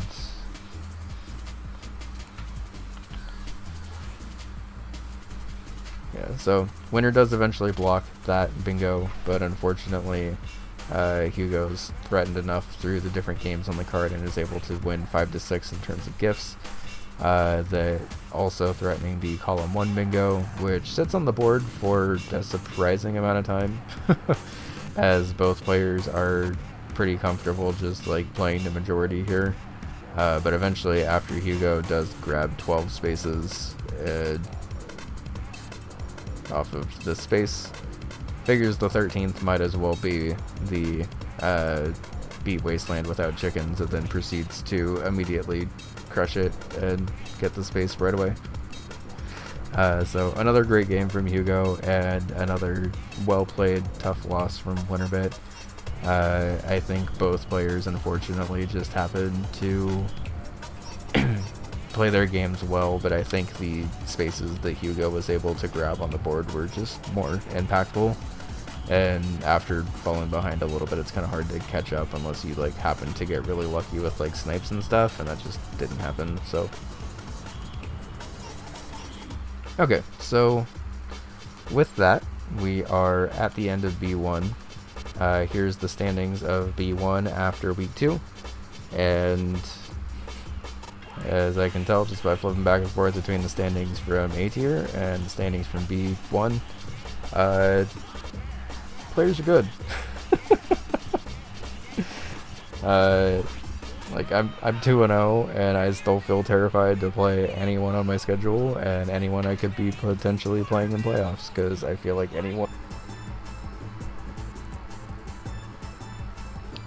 Delete the B1 tier matchups. Okay.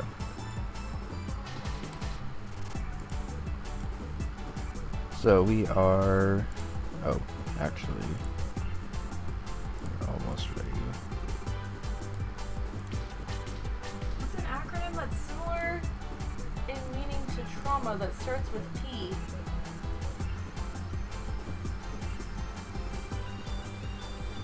I know. PTSD. Oh.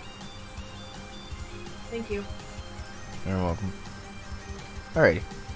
So we are back. I gotta keep going. No, it's okay. I've been taking a while, and I gotta get through the rest of these. So, a guy versus Cuth, who we were just watching Cuth stream, and is working on a fine broadcasting career. This match of a guy versus Cuth was, by Cuth's own admission, a very, very hard board for him. Felt with a lot of games that he like wasn't super comfortable with. And as the game starts to progress here, you can see that it's a board the guy is definitely comfortable with. And you may not notice from the 3-2 start, because it's actually pretty back and forth at the start. But this is unfortunately the last space of this match that Cuth is going to be able to mark off here. And eventually Cuth does end up forfeiting this game. A guy played really well this week and had some pretty strong board presence like all around the board. And I don't think really messed up any goal. Formal apology here to Guy, because I was tracking this the day that I got my COVID and flu vaccine, and I wasn't 100% sure if Guy actually used each owl in the rescue game or if he just rescued them. That specific space has now been reworked to say that you just use every owl in the rescue game once and then you win. But if you're doing it as specifically rescuing each owl, it doesn't always like randomize the same way. And I thought that he had accidentally repeated one of the owls instead of actually getting all of it. It doesn't end up mattering because he just ends up kind of going back in and getting it right away anyway. But formal apology if you're watching this part. But as Guy is pretty easily able to like move around the board here and again just kind of get whatever space he wants to go for. Cuth is making good progress on a lot of spaces, including making very good progress on this onion delivery goal, but unfortunately having a game over on day 4 after having enough overtime entries. So this specific run was a little tough because Cuth definitely was really close on it. And then there was also a very small head-to-head in Bug Hunter before I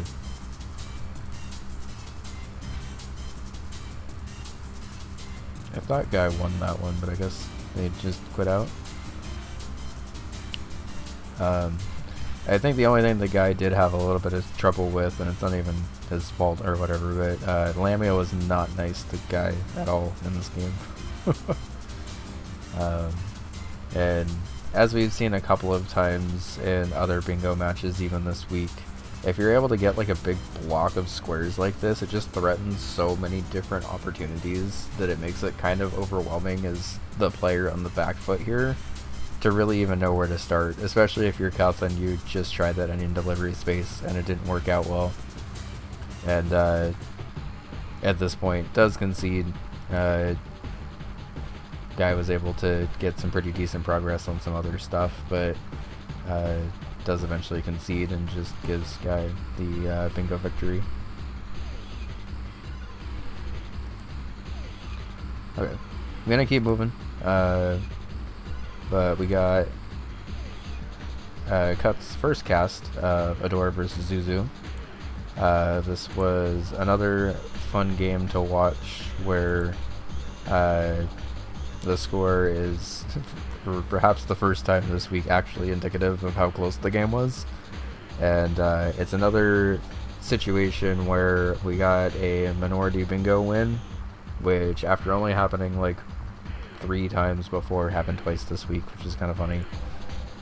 So as we get into this game,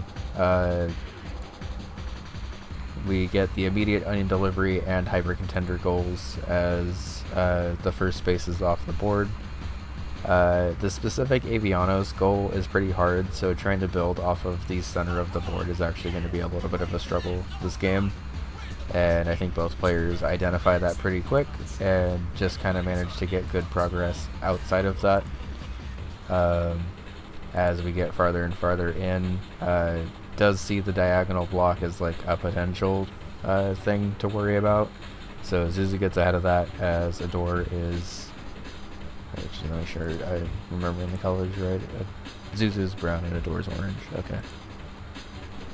So flip those. Adore gets ahead of Zuzu's potential bingo here. And even though there's a lot of spaces marked on the board, there's not really a lot of bingo opportunities left at this point.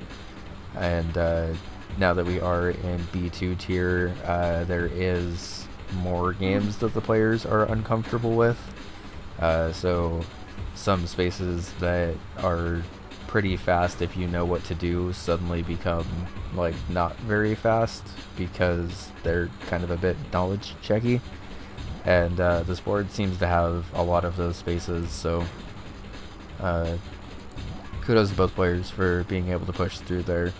There's a little bit of a lull in the middle of the game as players are kind of trying to figure out where they can go and figure out what's left to even try to do.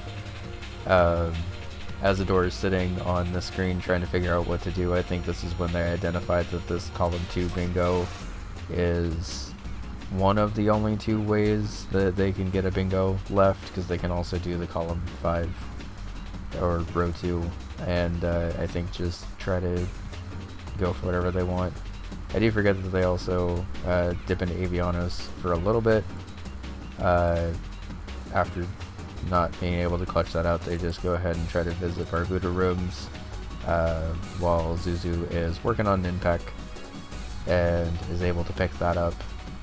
And suddenly there's actually kind of a double race for bingos as Zuzu's threatening this one and Adore's threatening this one, which means that this pin golf goal is suddenly exceptionally important for both players.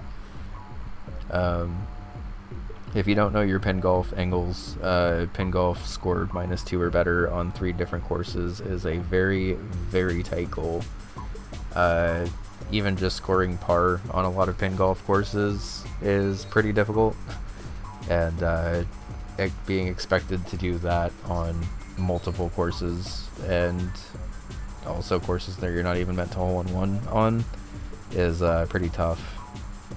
Adore is able to eventually get it, but not before Zuzu does threaten other spaces on the board. And suddenly we get a very, very tense and very important camouflage race.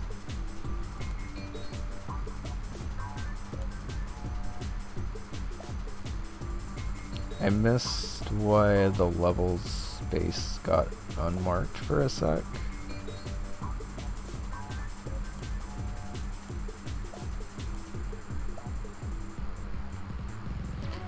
So I missed why it got unmarked, but eventually gets remarked, and then all of a sudden the door has the column 2 or the row 2 bingo. Another game that was very back and forth and came down to just being able to identify that middle row and then also push for it, I think. So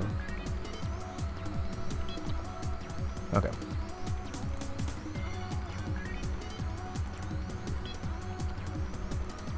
Next up is Decky versus Toots. So this board is also, once again, very filled in, especially for a B2 match, and again, players were able to identify the threat of a bingo and then execute it. So starting off this game, both players are trying to do the general strategy of just get as many spaces as you can and then figure out where to go from there. At this point, Toots is pushing for a bug hunter space that I'm trying to find on the board. Okay, so at this point Toots is pushing for this row 4 bingo, at least theoretically trying to pressure Decky into blocking that bingo, because the 3 remaining spaces on that board are all honestly pretty tricky. But the Waldorf's Journey Enter the Palace with 6 puffins requires a basically perfect run. I had no clue that you could push a bug in diagonally until watching that just happen. I learned something new from Bug Hunter every single time I watch someone else who's much better at me play this game. Anyway, I believe is able to start to pressure that before backing off and realizing that the party house space is actually both an important block for Toots as well as an important bingo opportunity. Because if Decky is able to get that, then they suddenly threaten this diagonal and down here, and that becomes very difficult to block. So Toots makes the correct call to try to get 6 trouble in a party at once, is able to get that space, and then suddenly we have a head-to-head. Thought it was head-to-head.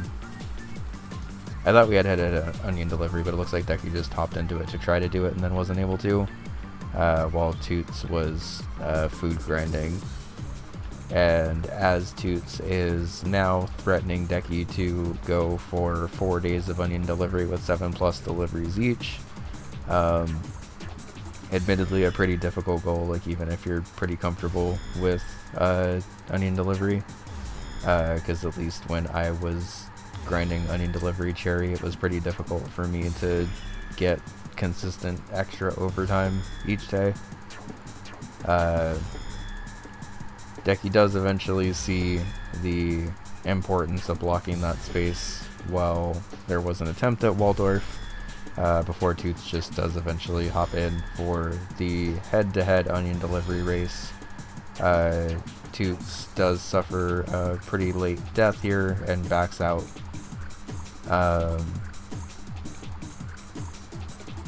Sometimes this just happens in onion delivery, what's happening exactly with Toots, where you just don't have enough speed after taking some damage. And then on the 4th day, backs out, works towards something else. Decky also unfortunately has a little bit of trouble with this goal. So after a little bit more time trying the onion, or the Waldorf goal, and eventually actually getting to the point where Decky does grab a couple of quicker spaces to start to threaten a majority win with an hour 31 on the clock, meaning that Toots only has 15 minutes left to either get a bingo or another quick space to potentially stop this comeback from happening.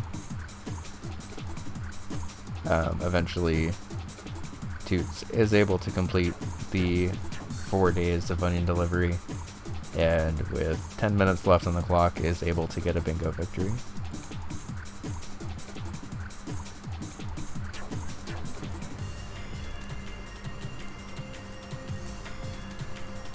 Alright,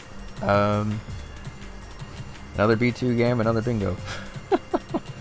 B2 apparently just stands for bingo this week. And another board where players did a quick job of identifying quick spaces and just pushing them. That Caramel score 8k points in the prologue space and center square is one that I personally have a pretty fond attachment of, because it was the space that I had to learn live as my only bingo in Season 1. And is a surprisingly generous space when you like know where to go, but is surprisingly difficult when you don't. And as Thumpus is immediately starting to pressure this bottom row bingo here, there are a couple of very, very time-consuming spaces on this board that I think both players are trying to force the other player into at this point. Neither one is really having it, as they're trying to make progress on the games. Grape and Thumpus do end up both needing this trotter space, because as you can kind of see with the way the board's laying out, if Grape's able to pick this up, then they're immediately threatening the column 4 bingo, and if Thumpus is able to pick this up, they just got a gold grind for their first bingo. So the fun of trotters continues. I feel like this is quickly becoming my favorite Season 2 space, just because of how interesting it keeps ending up being. For those that don't know, Planet Zoldath is procedurally generated, where basically you have varying degrees of like rare resources and a randomized map layout, and just have to try to get 3 map pieces. And normally each time you die, the world completely regenerates and just makes like a new world for you. But sometimes, specifically with trotters, I guess, you can enter in a seed to just play a seeded version of the game, where if you die, it'll just reload the seed again. And this card specifically has 6 digits on it, much like the trotter's seed, so you're able to basically play seeded Zoldath in races, which is really fun. This ends up being a pretty difficult seed here, as most Zoldath seeds are, to be perfectly honest. But eventually ends up being a Grape victory. Not by very much though, because as you can see, both players at this point do have... both players do have both. I didn't notice that until now, but Grape actually had the glitch where you take damage as you're like advancing a frame. If you're taking damage while a text box pops up, because you'll basically take damage on that frame, then the text box pops up, then you have like a frame advance to the next one, and you still take damage in between that. And very, very easily could have been death there. But with nearly identical time and a nearly identical run, Grape is able to clutch that out. And then suddenly, it's a race to block this. And Campanella 2, if you don't know the game pretty well, can actually be pretty scary. Both players played well here, but again, as a very tough head-to-head, Grape is able to just barely clutch that out with the Moorwoods 2 scroll, partially thanks to the door spawning right at the start. So Thumpus was only 1 space away, and with what, an hour left, or 50 minutes left, both players are now stuck in Alpha Trilogy basically for the rest of the game. Both players do very well, by the way. I think both have at least a game of progress on it, if I remember correctly. And Alpha Trilogy, in my opinion, is the hardest general goal, although it's some pretty hard general goals this season. But is eventually able to get the Overbold gift, or the Overbold gold, and pick up the win. So another good game, and another well-spotted bingo that was able to be executed. This was honestly a pretty tricky bingo row, but done well.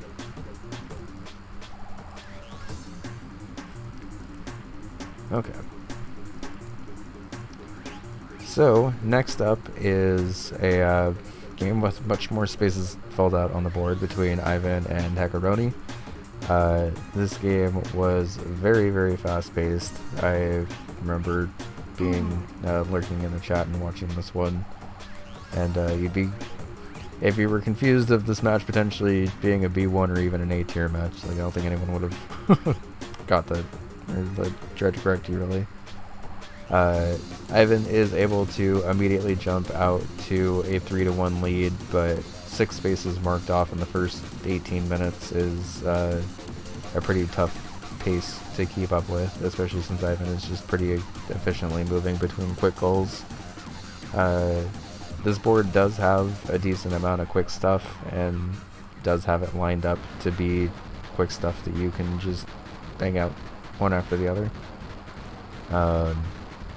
But Hackeroni able to spot some pretty good synergy there to bring it back up to 5-4, and effectively blocking off more or less every opportunity that Ivan was working towards there.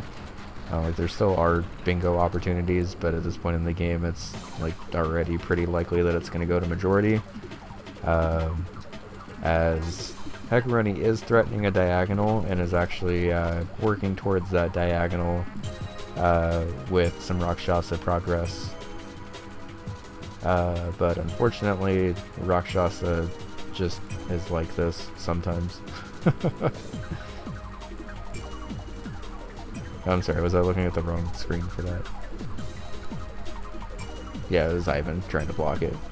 My bad. I was reading that as pink and not red. So Ivan correctly sees this diagonal forming and rushes in to block it, while Hackeroni is working on Planet Zoldath stuff. Again, Trotters shows up. I feel like Trotters is everywhere this season, but I'm not mad about it. Ivan is eventually able to grab that block, and then suddenly the bottom row bingo is a threat. Hackeroni made some general progress in Zoldath, but eventually just decided to quit out, and I'm assuming just going to go for the Barbuda block here. Ivan maintains the 7-5 lead for a bit before picking up the cherry disc. Looks like that was the cherry disc one. Yeah. So I was able to use the cheese to get the cherry disc in Bushido Ball pretty quick. As Hackeroni blocks with the final main bingo threat of the game. Ivan does still have the first 2 columns available as a bingo, but the rest of the board is kind of just a jumbled mess of pink and red at this point. So both players see that and are working towards well, currently Ivan's actually working towards activate all the switches, but then I think does eventually pivot to try to get other stuff. Nope, I'm mistaken, I guess. Okay. So now at this point, 7-10 in the game, Ivan was able to pull ahead a little bit with just a couple of back-to-back goals, while Hackeroni was working through Alphazar's Hat and Evolution mostly. And when you're up 10-7 this late in the game, it almost kind of flips in terms of who plays defensively and who plays offensively, where typically if you're behind, you're trying to make sure you just block your opponent's bingo so you can kind of get back into the game. But Ivan's now in the position where he kind of needs to block to try to get the spaces that are still left on the board to be able to get to majority. So spending some time in combatants to get up to the point of being able to slay a spider, as Hackeroni is able to make a little bit of progress to catch up, and dips into Paint Chase, which actually is the correct play given the fact that Ivan's been stuck in combatants for a little bit. Does bring it back up to 9-10, and is again making the correct play to go into Zoldath with knowledge of what Zoldath had. Ivan is able to just then grab the Warp Tank space that's on the board to go up 11-10, and with 2 minutes left, it's tough to get 2 extra spaces on the board with this. But Ivan is eventually able to slay the spider and win 12-10 in a very well fought game and well played by both sides, honestly. Is there a reason this girl is trying to take over being the leader of this group? I don't know. Because, like, I'm gonna fucking scream. If you wanted to be the leader, you could have fucking taken the leader role before I took it. I feel like she had plenty of opportunity to do that. She keeps answering everybody's questions as if she's the fucking leader. Yeah, I don't know. I'm gonna really lose it. Sorry. It's okay.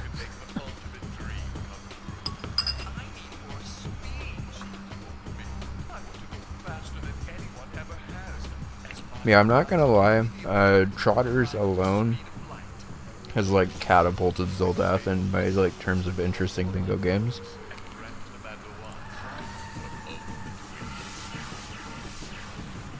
Oh, I am like super behind on updating the marquee. Whoops. Sorry, y'all. Alright, so next up is a game that I had the pleasure of watching the entire time and is honestly one of my games of the week. This back and forth between Liz and Pigeon Pat was a very, very fun game from start to finish. Let me actually start forwarding. Starting off, we have an immediate Planet Zoldath race, which, given the state of the board, is not like the first or second spot I would have like thought would have been immediately gone for. But it is a corner space, and corner spaces and bingos are pretty valuable, so, and it is a pretty quick one at that, so I definitely understand why both players went for it, but it is funny that it was an immediate Planet Zoldath race. And this is unseeded Planet Zoldath, so, then Liz hops into Waldorf while Pigeon Pat tries to just do some onion delivery UFO stuff. And already immediately threatening this quick diagonal as Liz is filling out another space. Beating 5 rounds in 1 run of Demolition is also a pretty fast goal. Doesn't look like gifts are on the card, so it doesn't help with that, but seeing that, Liz does immediately go for Worm 1, 2, 3, 4 to be able to beat level 14 of Block Koala. For those that don't know, it's this level of Block Koala. And this level is notoriously very long on its own, but it's also even more notoriously really easy to mess up because of this top part and this part over here, where you like push those out of the way and then don't interact with the puzzle for like 5 minutes, or like don't interact with that part of the puzzle for like 5 minutes, and then all of a sudden you like are trying to free the star block at the very end, and if you didn't do that part of the setup right, you gotta like undo your entire puzzle. Is able to pretty smoothly grab that and then immediately hop into Golf Area while having a little bit of difficulty with the Devolution space before eventually grabbing it there. And then seeing the top row bingo, hops into Campanella. I think Pigeon Pat did make a really nice play here because, as you'll see, this is actually a double space, which blocks a bunch of bingo opportunities for Liz, honestly. I definitely mentioned during the cast of the Campanella 2, it looked like a pretty juicy game to go for right there, especially if you're Liz, because then you have the threat of like both of these bingos. But Pat quickly realizing that and backing out of that being an opportunity. And as it's 5-4, eventually 5-5, and then 5-6, and then 6-6, you can see that this game is just incredibly neck and neck the entire time. I'll leave like some of the actual like specific plays for anyone who's interested in rewatching, but just casually looking, like it is 8-8, 9-9, 10-9, 10-10. Like it's like every single time a player got points, another player got points. And it is worth mentioning, an hour and 11 minutes into this game, there is still a double synergy of if you can overbold Cherry, you get 2 spaces on the board basically. And those 2 spaces specifically would put Pigeon Pat in front and actually ahead of this exchange, and then force Liz to get 2 goals. So there are a decent amount of times where Pat pops in and out of overbold in this grind while also trying to just get another goal, while Liz is basically just working on the rest of the board's progress. And then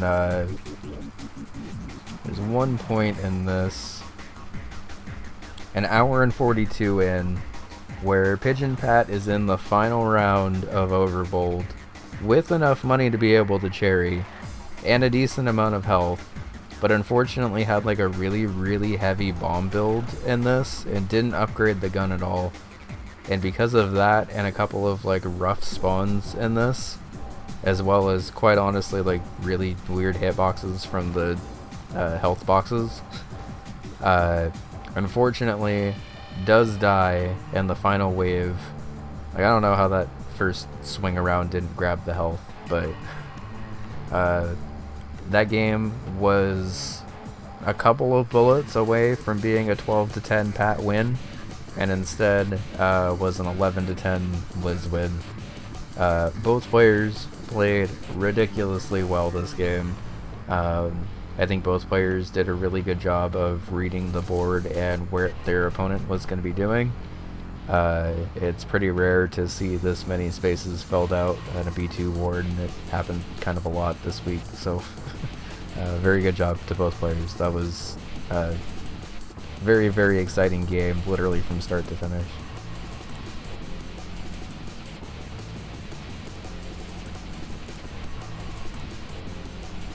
Okay. So, the final game of B2 this week is the game between Stu and Trudy Fruity. Stu, as you can see, was able to pick up an 8-1 bingo win, and you can kind of just see, based on the way the board like laid out, that this was a game that Stu was basically able to control from start to finish. It is 1-1 at one point. But a head-to-head Waldorf race that Stu's able to win, and then kind of just from there control the pace of the game. Trudy Fruity does make the correct decision to level a rush here, as Stu is working on the have 4 celebrities without getting busted goal.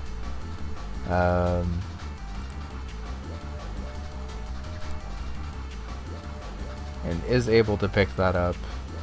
I'm trying to see honestly how Trudy Fruity fell behind on the level goal, because they are up 3-2 on that. So Stu is still threatening the rest of this column 1 bingo, while Trudy Fruity seems to be playing Paint Chase and now sees the importance of just getting a bunch of different games for the level goal.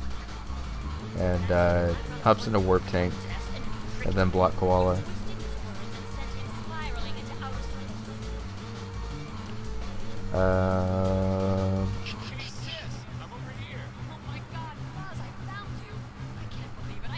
So I'm trying to still figure out exactly how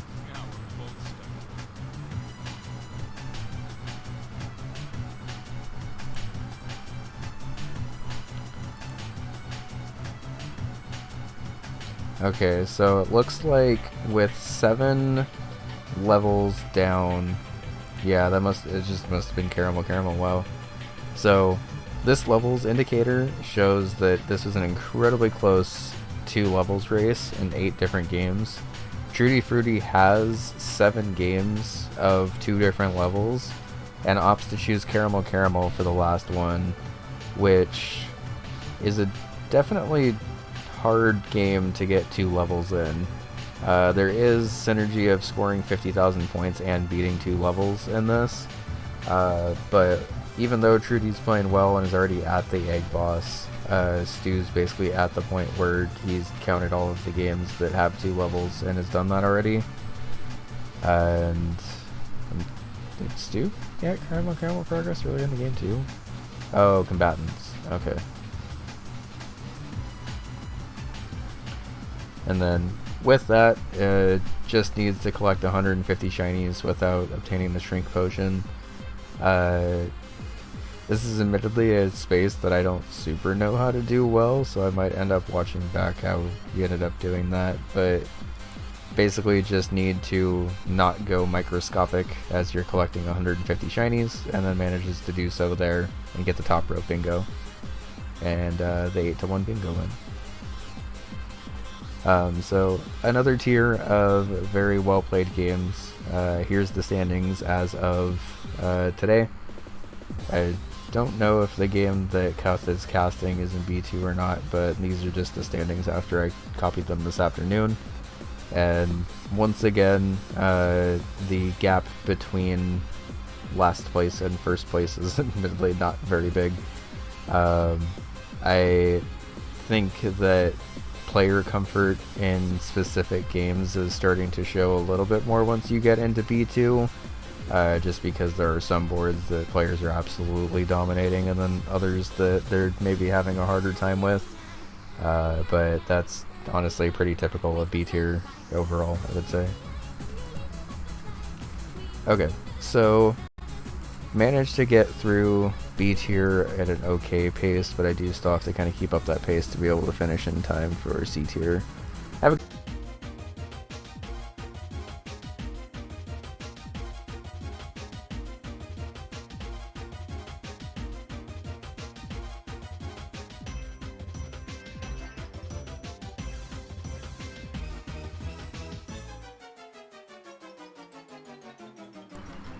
Alright, we're back. Banana. Thanks for hanging out. Let's try to get through C tier, because this is still taking a little bit longer than I wanted it to be perfectly honest. But we have some pretty fun games in C tier. Starting off with a pretty rare majority 13 space win in C tier, which is pretty ridiculous. And yet another very well played game. Something that's been definitely a theme of these past 2 weeks between 10 Dads and Bosco. 10 Dads actually jumping out to a little bit of an early lead before Bosco comes back and grabs 2 quick spaces. Makes that 3 quick spaces. Makes that 4 quick spaces. So you can see pretty quickly, even 19 minutes into the game, 6 spaces marked off is pretty much on par with our like B1 tier games so far. Both players are doing a really good job. Bosco's spaces are like spread out all over the board, so there's like a little bit of a threat everywhere. Whereas 10 Dad's main spaces at this point that Bosco's got to look out for are the top row, and I guess like technically column 1, but there's so little progress in that it's kind of hard to say that yet.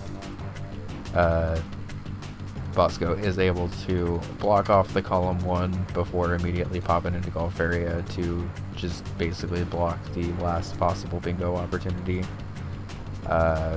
Meanwhile, 10 Dads is doing... Is this the Demon Paint Chase? Yes, it is. This is one of the hardest goals in bingo, and I will not be told otherwise, because that specific thing can happen. Where it is very easy to destroy planes in this. And if you destroy the plane, you lose. If you get under 60%, you lose. And there is like one very specific route that you're able to take where these planes don't end up being in your way like really badly. And also, on top of all of that, the planes do cover a lot of ground, so if they're in a weird position such as this one up here, that one plane is able to cover like a pretty significant amount of the map. But 10 Dads is able to eventually get it, as Bosco already has pretty significant progress towards the breaks. 10 Dads also picks up some progress in Ninpak. I'm sorry, Bosco picked up the product. Did she dip out? Okay, so she must have dipped out after not being able to grab Golf Area and picked up the 5 sandwiches pretty quickly because that's a very fast goal. Pivots immediately into Mini and Max to again do this collect 150 shinies without Shrink Potion goal.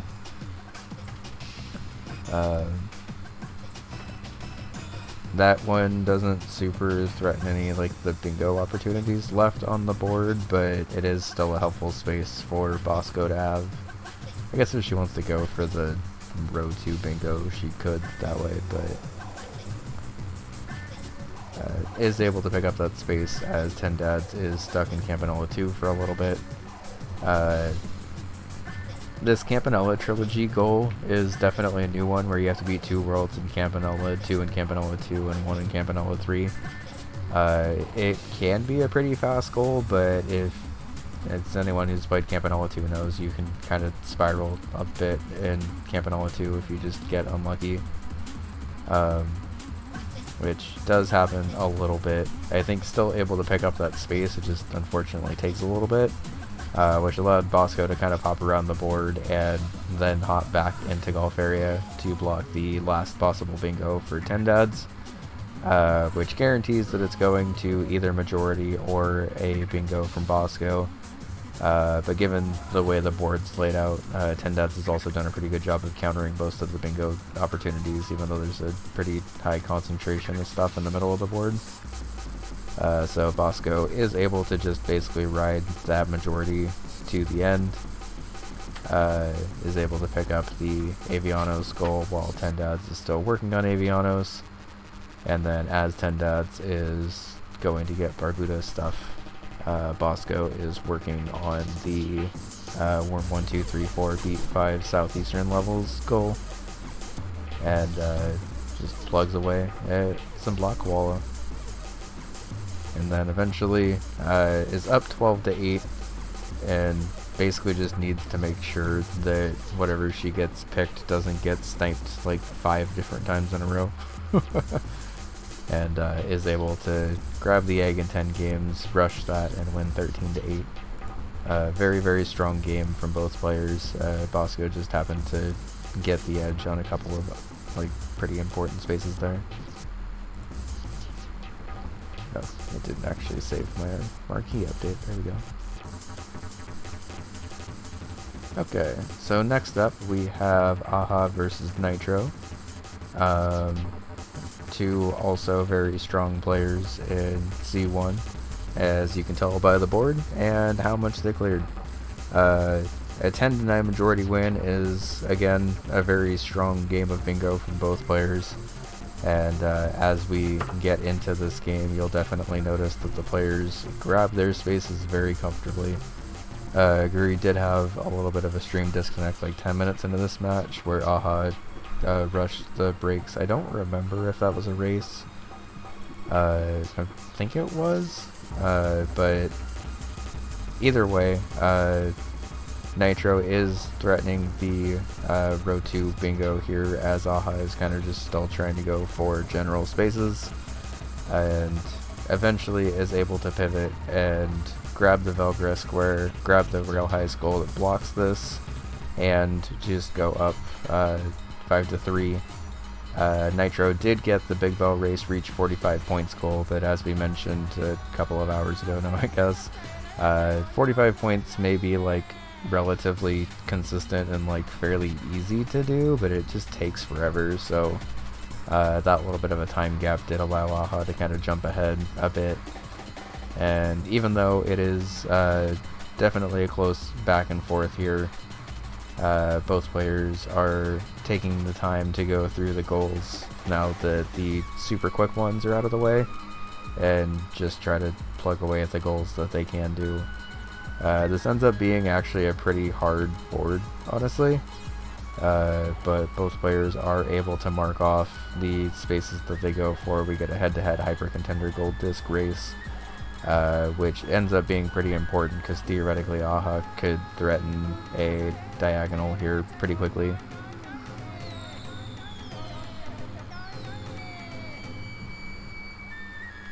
But unfortunately, Donkus prevails.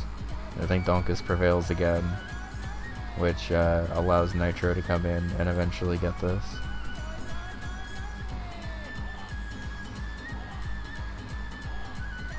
Am I correct on that? Maybe I remembered an extra round earlier. I thought they got that. I guess I could just look at the board and see. Yeah, they did. Maybe they just come back to it. So, while Nitro is presumably working on the hyper contender thing, as Aha's pointed out, or figured out probably by now, he's gonna try to just go for the half sticks, star guests, and a party at once goal again. Again, this goal ends up claiming a couple of lives here because it ends up kind of taking a while. And as I mentioned earlier when I was previewing that space, it's really easy to have enough star guests to win that scenario, but it's kind of hard to like remove them in this scenario. And you'll see here that even though there's 1, 2, 3, 4 on board, you actually want 6, and you don't want to end the game with there just being 4. Which unfortunately then ends the entire game and ends up in head-to-head Hyper Contender Part 2, which Nitro wins and then also grabs the 3 gold discs from games on this card off of. And suddenly this game is again very, very close. 1, 2, 3, 4, 5, 6. 1, 2, 3, 4, 5, 6. So yeah, tied 6-6. Aha marked the space first, so Nitro still does need another space on the board, but does get it. And then all of a sudden, Aha's on the back foot after being ahead for a solid like hour and a half of this game. And as Aha is able to eventually grab some more spaces here, does end up grabbing the majority win despite being down with like 20 minutes left. So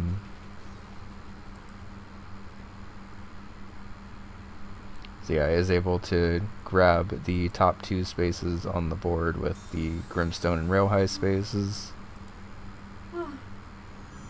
Or at least the Rail Heist one. Already had the Grimstone one. Nitro counters with that tactic space being marked off. Aha counters back again with base HP increase, and then also levels up at a throne.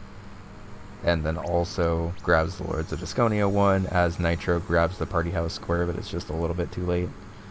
Then just basically because time had to end in a match eventually, Aha is able to grab the majority win there. A very, very hard fought game between both players on that one. Very fun to watch.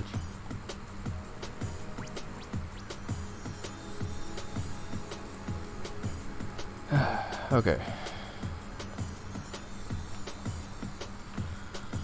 So next up we have Vanilla versus DDG. Two very strong Season 1 C-tier players. And as we get into this game, as I remembered watching this game live, Vanilla basically hopped around the board and got whatever they wanted to do. After the start of this, DDG actually did put up a pretty strong opening play here, going up 2-0. But while he was doing that, Vanilla was working on a couple of general goals and also just progress elsewhere. And then ties it up 2-2, and then kind of just goes on a rampage from here. I do think that DDG ended up, from what I remember, struggling in this Valve race for a little bit. Kudos to not pivot and eventually just get the Valve race stuff. I said Valve race, I meant Vanger, and also I don't think he got the Vanger stuff. At least not then. But did grab the quick Bug Hunter space, which is the one I was looking at and misread in my head. As Vanilla is still trying to make some progress. A little bit of an extended Camp 2 session here for a minute, but does pick it up eventually.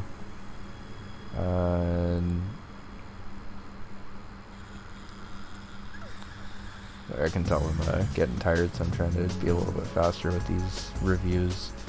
I might end up next week trying to flip this and see if I can do the C tier matches first, just to make sure that C tier is also getting their time with fresh CO and not having streamed for 3 hours trying to remember all of these different games and keep them track.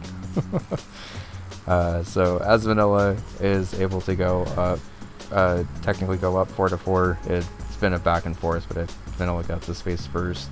And as you can tell by looking at the board, has more useful spaces here, at least of the 4 spaces that are on the board. Map me out. True. But DDG did grab that boss from Vanger and is now dipping back in to try to make more Vanger progress, as both players are basically just trying to get footing. Vanilla does grab the 20k points in Campanella and also opens 2 chests in 5 games, and at this point I think stays ahead. I think it was a couple of things early, but after going up 6-5 is able to kind of just go on the tear that I remembered here, as DDG is stuck in Valbrace for a little bit. I keep saying Valbrace when I mean Vanger. But going for the beat 3 bosses, since he does have 3 decent amount of progress in Vanger, but is I'm not sure if DDG knew that the crawler mini bosses also count as bosses in Vanger. So I think making a little bit more progress than maybe he had to, allowing Vanilla to kind of just steadily creep up in progress. DDG does eventually grab those 3 bosses and then tries to head into Velgress to clear out a shop stock. And I forwarded to the most devastating moment of DDG having 34 coins in a shop that needed 35 coins, which forced a restart and kind of the Velgress loop that Red Robot so famously screamed about earlier this week.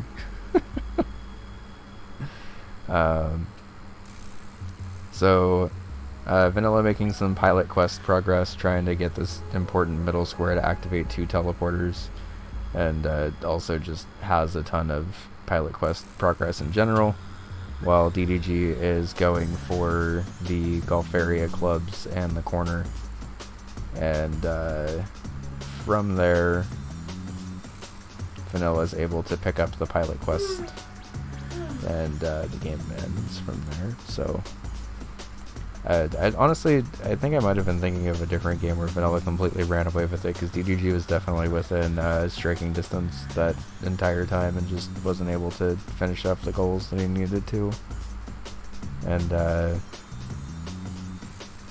yeah, very well played from both players. Not a ton of head-to-heads in this one, really, outside of is there any, actually?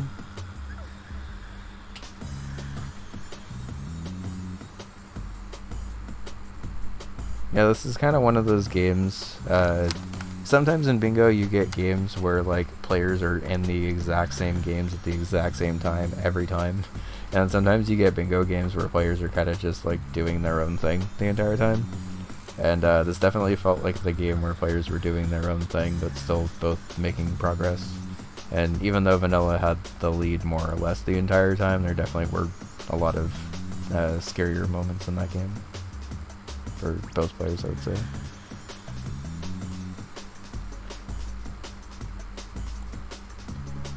Okay, so next up is Boards of Canada versus Jonathan. Week 2 of 2 that I've gotten to cast Tana's games. And first time I've gotten to see Jonathan, and it was a very fun game.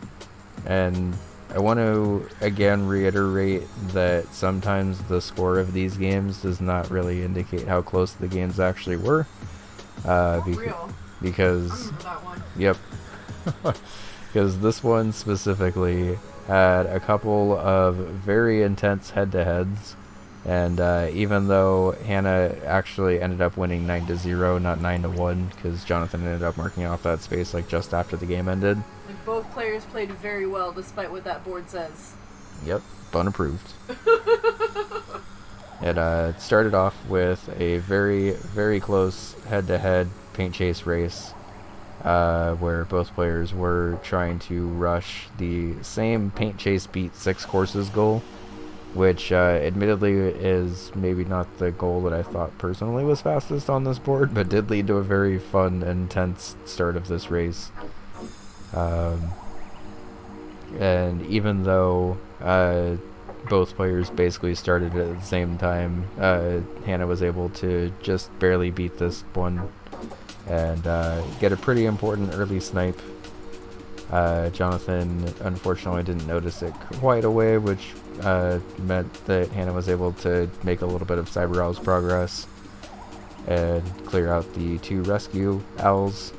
Jonathan then pivoting into Overbold for the complete a wave with 1,000+, which theoretically is pretty fast, or clear a wave with maximum stakes, which is also theoretically fast, but as we've seen from a couple of players, the Overbold death loop is definitely pretty real, as Hannah picks up another Waldorf space and is kind of just hopping around the board doing whatever they want to at this point.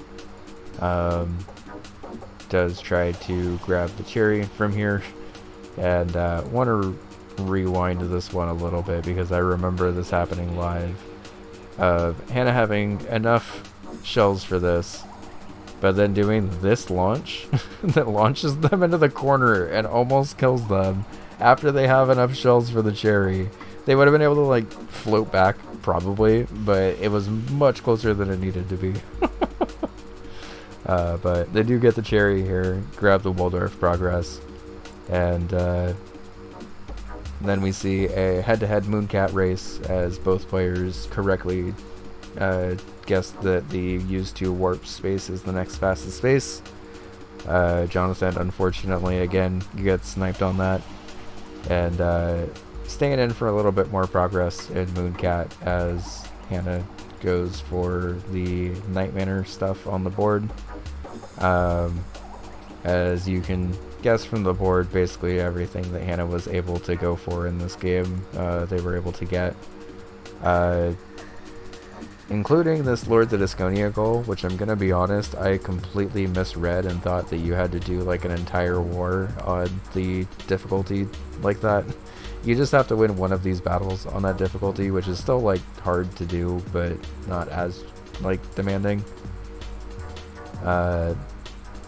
Jonathan does try to make a little bit of combatants progress to block like this bingo and this bingo, and does make some progress, but at the point of Hannah pulling up 7-0 is like the progress is kind of already outdone by all of the other progress that Hannah's made. And as this game starts to progress, Hannah does eventually just pull ahead, I think 9-0, as Jonathan does make the correct play of trying to go into Overbold to just get some spaces on the board, as Hannah is trying to rush the Night Manor hiding spaces game for the bingo, and does eventually pick it up, and ends up being 9-0 as Jonathan is working on Overbold and stuff. So even though this was the, at least to my knowledge, the first shutout in league history, it was very hard fought by both sides. And I mentioned it a lot last week when it happened to a couple of players, but it's very hard as a bingo player when you get sniped on any goal, really. But if you get sniped on 2 goals in one game, especially when you're already behind, there's like really kind of nothing you can do about it. So kudos to both players for playing well. Hannah definitely saw the bingo and aggressively went for it and was able to pull it off. And Jonathan, hopefully better luck next week where you can not get sniped as much, because you were definitely close on some of those, but just kind of on the wrong end of the field. Oh, hi Winner. Hi Nixel. Hi Suchi. Sorry I had chat minimized because I'm trying to just finish this at this point.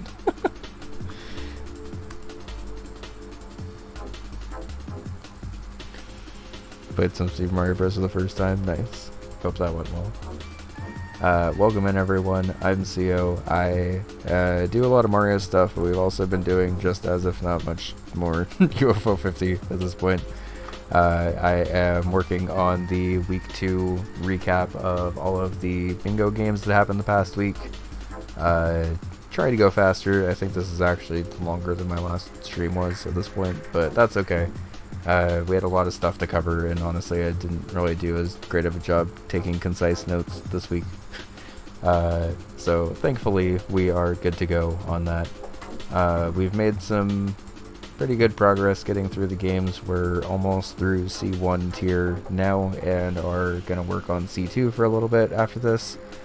And I think as I upload this to YouTube, I'm gonna try to keep a better eye on the stamps for the differentiation of the tiers. So hopefully should be fairly easy to catch up on, like if you're interested in your game or really anyone else's game from tiers and stuff. I know last week I kind of just uploaded like a 3.5 hour VOD with no explanation, but trying to do a little bit better about that. Also thank you. So we did that one. So the final 2 games of C1. First off, we have Goose versus Smo. 2 very, very good players, and honestly I think either of these players could have been in B tier and would have been doing perfectly fine. And I think that the board represents that for this game. Do I need to update this? I do. Okay. Also, I got the ticker fixed for anyone who was here last week and saw it was like super cut off. I just realized that I have to kind of split each tier in half and just have half of the matches available on ones, but now the marquee actually shows everything it's supposed to. So perhaps unsurprising to anyone on the board, Goose immediately crushing a rock-on goal. Smo immediately picking up a very, very, very fast center space and earned 6 1-ups by killing enemies. I think that might have honestly been even faster than my pin golf one that I got in my game, to be perfectly honest. And 10 minutes into the match, we already have 4 spaces marked off, including a pretty hard rock-on gold and a casual one-shot of a Quibble Race gold disc. And both of those are very impressive. Smo also doing a good job of seeing the early value of some of these spaces. And 3, 4, 5, 6, 7 spaces marked off in 22 minutes. As I mentioned in the A and B tier matches, these players definitely know what they're doing and are able to read the board quickly and kind of just grab spaces everywhere they can while they're still available. At this point on the board, I would say that Smo has more general board presence, even though Goose has more spaces, because both, like all 6 of Goose's spaces are all kind of tucked off onto like one specific column, which is helpful for them because they can just push this like column 1 bingo now, for instance, but it doesn't give them quite as much like versatility on what to go for here, really. Unless they specifically want to do Caramel or Warp Tank. Meanwhile, looks like they are in Vanger for a little while before hopping into Lords of Disconia. This destroy 2+ enemy discs goal that Goose is currently going for is pretty deceptively difficult because you have to do it within one specific shot, which means you kind of have to like set up the enemy to be able to be killed that way. Which is not always super easy to do. Smo, seeing the threat of that column 1 bingo as well as also getting benefit from this bottom row, is going to do a little bit of an extended Warp Tank play to beat Healing Sector, as Goose does eventually destroy 2 enemy discs in one shot and then just gets to do a little bit of rail high speed running. I am, as a caster, happy to see more rail heist. As a player, I still need to learn my Rail Heist personally. Like, Rail Heist is definitely a game that, like, I think I should be better at, but I just haven't super learned yet. But you can see, like, pretty deep into this game, Goose is only up 8-7. Pretty much every bingo opportunity outside of that bottom row is now blocked at this point. And looking at that bottom row, seeing Rakshasa Gold Disc, I'm pretty sure is not gonna get met. I mean, obviously I know how the match came out, but just at this point in the game, I would also probably assume that that bottom row is not getting met. So most likely this game is going to majority, as both players just try to grab the spaces that they can. Goose jumps out ahead 10-7, and then just tries to... Is this for defeat 2 bosses in 4 different games? Because that's actually not a bad idea if you're as good at Rock On as Goose. I don't really ever see Rock On as a, like, general goal game, so want to highlight this because this is pretty fun. Goose is the person who ran Rock On at Cherry Rush, and they are very, very good at it, so definitely very understandable for them specifically. I don't think the average player would probably go for Rock On as a quick boss, but when you're playing Rock On as fast as this, it's actually fast. So.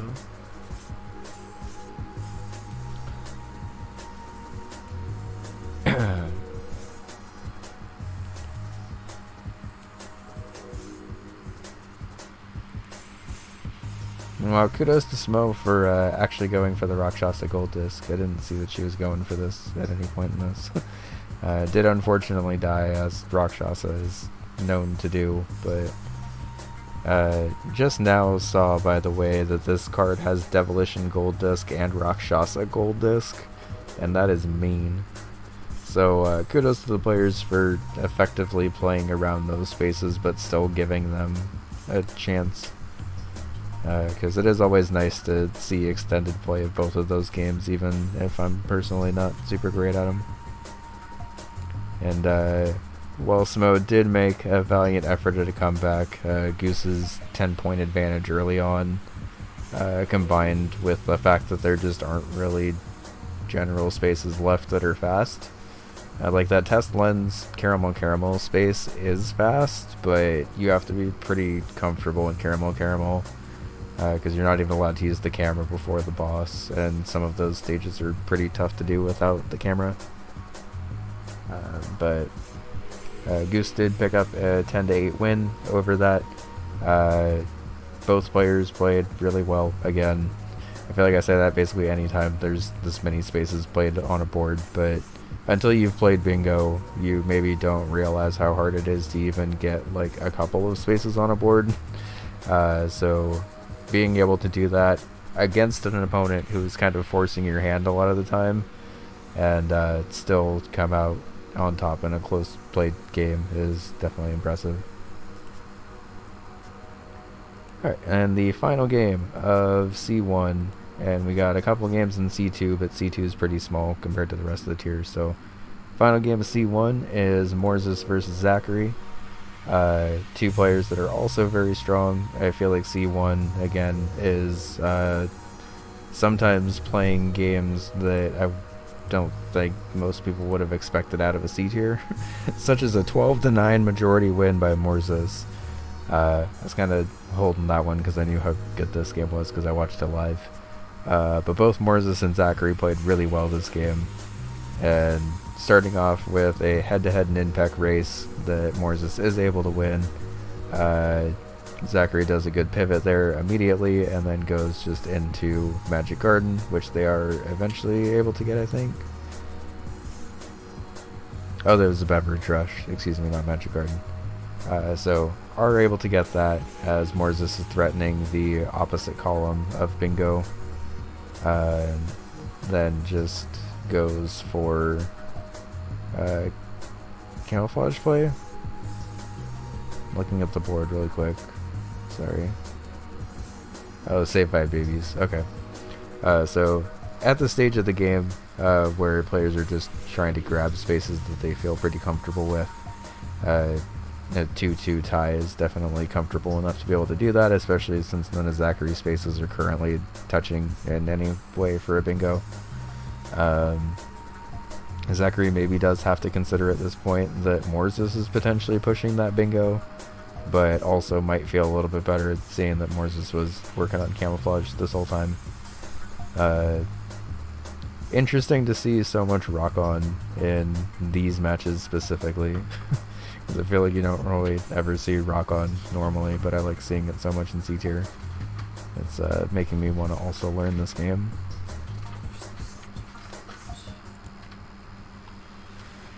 So tied 3-3. The back and forth of this game is definitely pretty apparent just looking at it really at any point. The race of head-to-head stuff does eventually continue. Forget exactly where, but you can even just kind of see with the way the board's laying out, neither player is really pushing for a bingo, although I'd say that Morzis does actually reach Lord in a ranked mode and does threaten the bingo up here, but Zachary correctly sees that and then is already kind of working on blocking that bingo opportunity before Morzis is even able to finish, and with that effectively blocks out any bingo opportunity. Zachary does have the final column bingo, but I don't think they ever end up going for that, if I remember right. But as you can tell, just based on the spread of green and purple on this board, both players do a really good job of rushing to get early spaces and then also identifying the late game spaces that they can do, because once you get to later game stuff, it's not even necessarily about like if you can do it quickly. Sometimes it's just if you can do it at all, and if a goal takes you like an extra 20 minutes to do compared to a fast goal, but you're also able to do it like 100% of the time, sometimes it is worth it doing that. So for instance, in Alphazar's hat, like stage 3 is pretty far into the game, and like in a situation where you're definitely like pretty neck and neck with your opponent, maybe isn't like the quickest one to go for. But if you look at the rest of this board and you're like, yeah, I'm not even 100% sure I could like do this goal, I could do this goal, but it's gonna only be like half the time or whatever, you kind of have to like weigh the mental math of like how long it actually would take you to do something. So for instance, on this board, the middle row actually has like a bunch of pretty quick goals still, but they are like a weird blend of being knowledge based and also like kind of hard to do. The onion delivery goal is generally fine, but even just having 0 skulls in Rakshasa is pretty hard, unless you're like pretty comfortable with Rakshasa.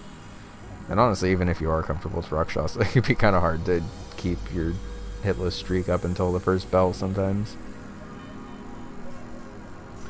But as we get farther into this game, Morzis is eventually able to grab that Alphazar's hat clear. Does have a pretty late death into stage 3, unfortunately, which ends up eating up a little bit of time. But then we get a head-to-head hotfoot, which is always fun to see. And this is for get 3 blowouts in one tournament, and ends up being pretty back and forth. Both players being able to get a couple of the blowouts, but then not actually get the third one. Eventually Morzis is able to get that, which blocks the final bingo opportunity of the game, because Zachary was working on that before getting sniped on that. And then suddenly this game is absolutely coming down to majority.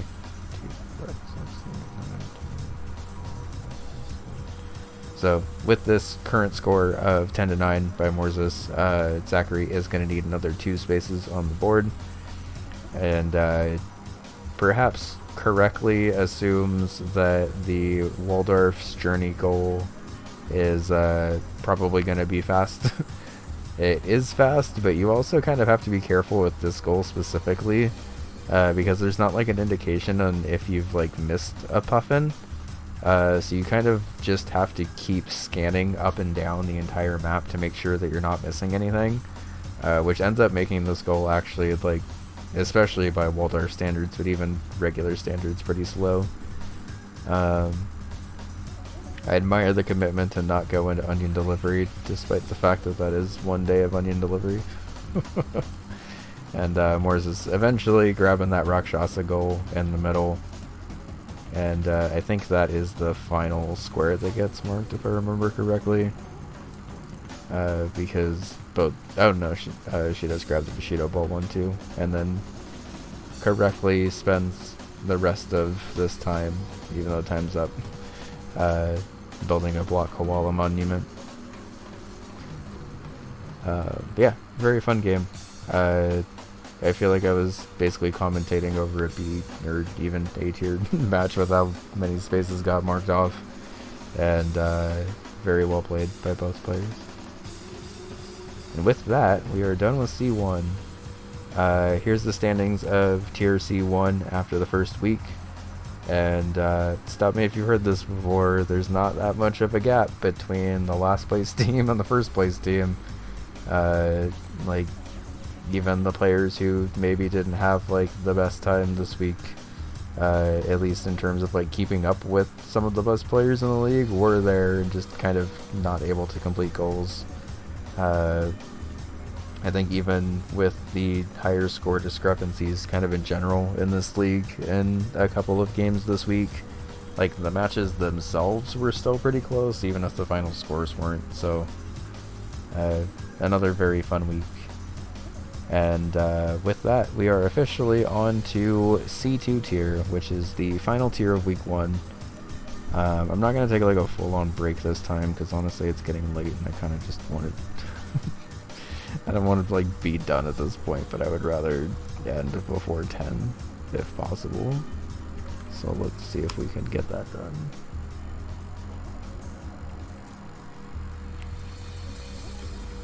It's possible, but I'm gonna have to kind of talk fast, which I'm not very good at sometimes. But I hope this has been fun for y'all. Admittedly, this has been kind of a lot of work to have to even just try to watch these matches and figure out what to talk about live. But UFO 50 Bingo has been a ton of fun this season, and quite honestly, I would be sad if these games went to waste by people not knowing how fun they were. So I'm hoping that people are also able to...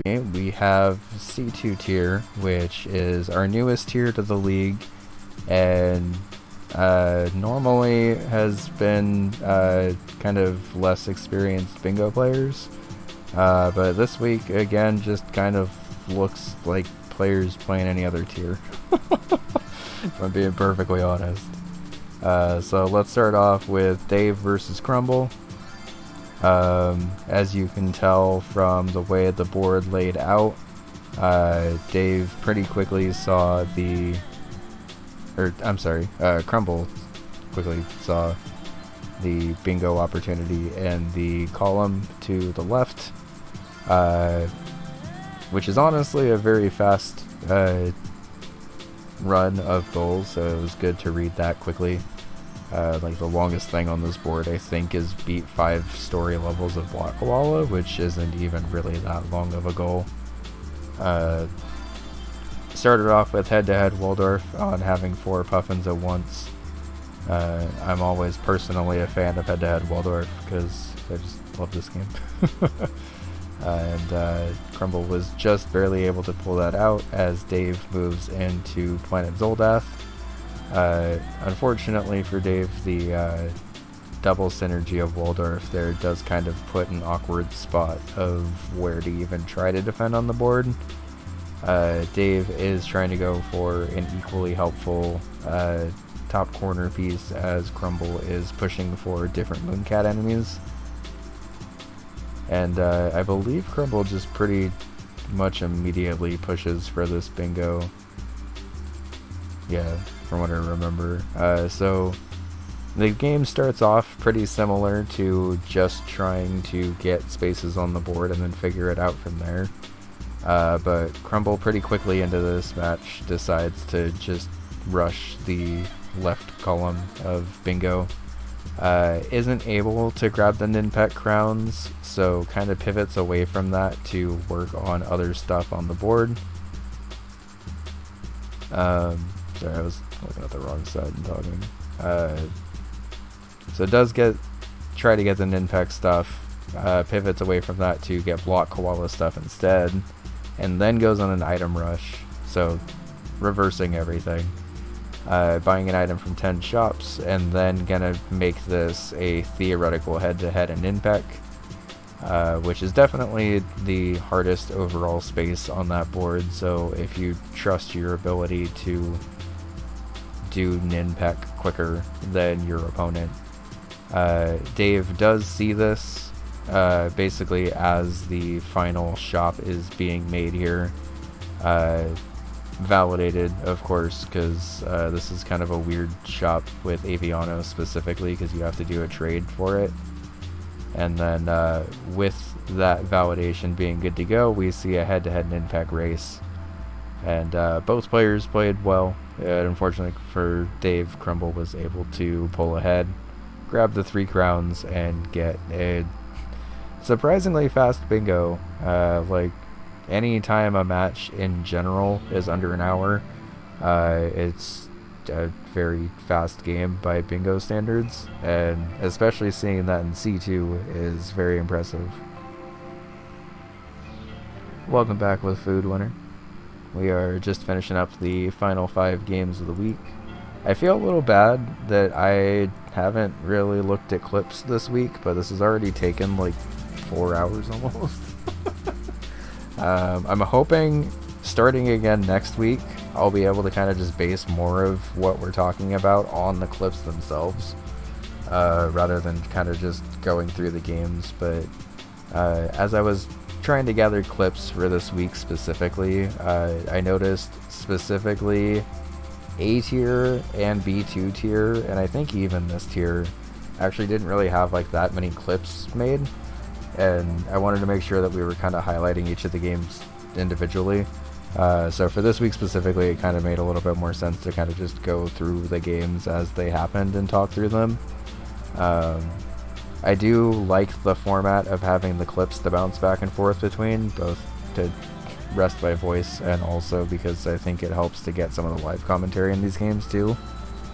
But I think what I'll probably end up doing, hopefully, is being able to be more concise with my notes for next week.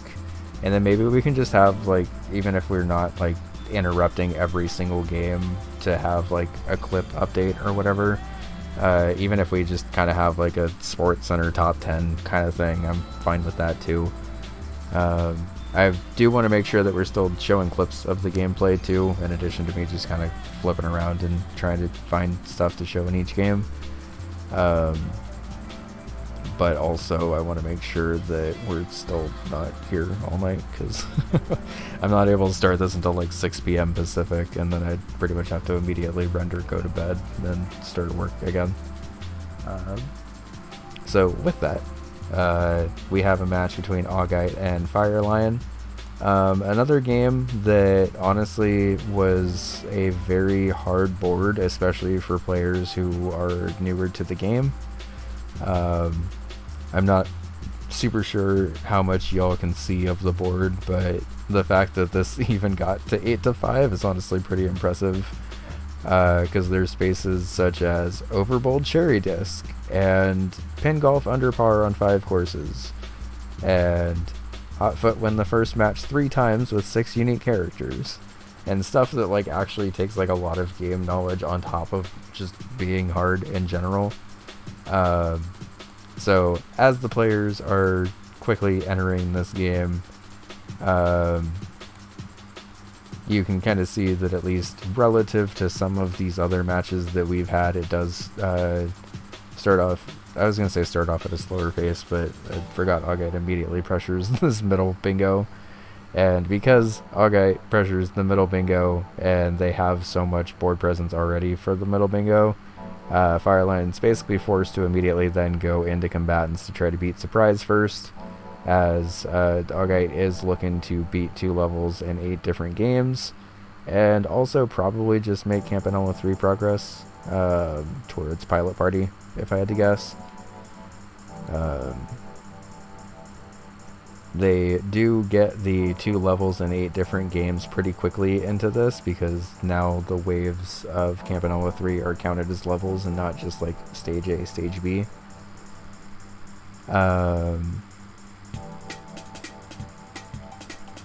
So maybe just confirming that they had the levels, as Fireline is able to mark off Beat Surprise. And then suddenly, even though Fireline's kind of been on the back foot for the first half hour of this game, they're only down 3-2 and have just as much board presence as Augite does at this point. So can kind of reset and do whatever they really want to do here. I think does make the correct play to try to double dip in Campanella 1. Get Pilot Party and a little bit of finish Stage C without getting points from elsewhere. Unfortunately, you're uploading the VODs now. No worries. I was... first of all, you weren't alone, Gary. Both Vanilla and Karma, and I think a couple of other people also hadn't uploaded, but that just basically for all of your VODs and Vanilla and Karma's VODs that didn't get uploaded, I just have y'all up in a Twitch tab over here. And really the only thing it changes outside of like having to look for the link is that the window size slightly changes, but it's really not that big of a deal, honestly. But thank you. Yeah, we haven't gotten there quite yet. We're almost there. I just wanted to point out that there's not really that big of a difference between the YouTube side. Outside of y'all getting to see the other shit I watch on YouTube, but it's not really that big of a deal. So, as Augite and Firelion are making a little bit more progress here, working towards the beat 2 levels and 8 different games, making some decent progress in Camp 2 on that as well. And as I mentioned, this is a very hard board, really regardless of tier, but especially in C2, which is supposed to be the tier of like players still kind of learning their way around bingo and learning the game and stuff. As I've mentioned, I think the tier intentions have been a little behind the skill of the players overall, but even by the upgraded standards of C2 is also just really good at UFO 50. This board's hard, and this board has a lot of very, very intense goals on it. And even the quote-unquote easier goals on this board, such as clearing stages 1 and 2 without any upgrades or healing in Alphazar's hat, are still hard. And like, even Velgras Gold Disc, if you're not like comfortable in Velgras, is not an easy gold disc. I definitely remember my hours and hours of learning anything in this game. And once again, kudos to the players for just kind of pushing through. Eventually able to grab that Alphazar's hat goal, move into Big Bell Race and grab that horizontal, or grab that space, and then suddenly we're back into a bingo pressure situation where Firelion is able to potentially get a vertical bingo here by completing Stage C and Campanella and having $50 at once. Given the fact that this game went to majority, they were unable to do that, but Augite did pick up the gold disc and then went into Grimstone to collect money. And I think at this point, basically just assuming that this game will go to time because it's already at an hour 28. And worth mentioning once again, having $50 in Fistel is not a free goal, because you do have to basically beat Stage 1 and Stage 2 without upgrades as well. And perhaps seeing that Fireline went for a more reasonable goal to get just to make sure they stay ahead on majority here.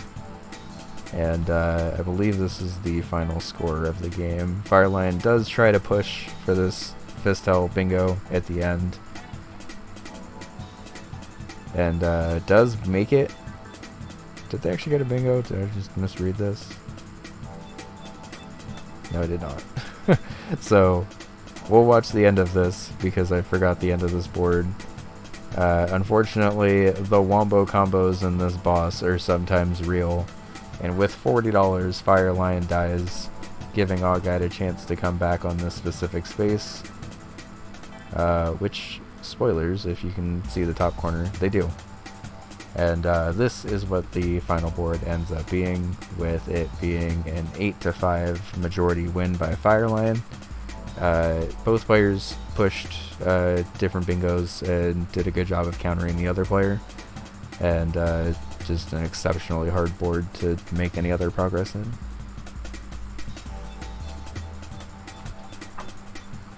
Is that Nile Red or Nile Blue? I'm gonna be honest, I'm not actually sure what his shorts are under. I think it's Nile Red.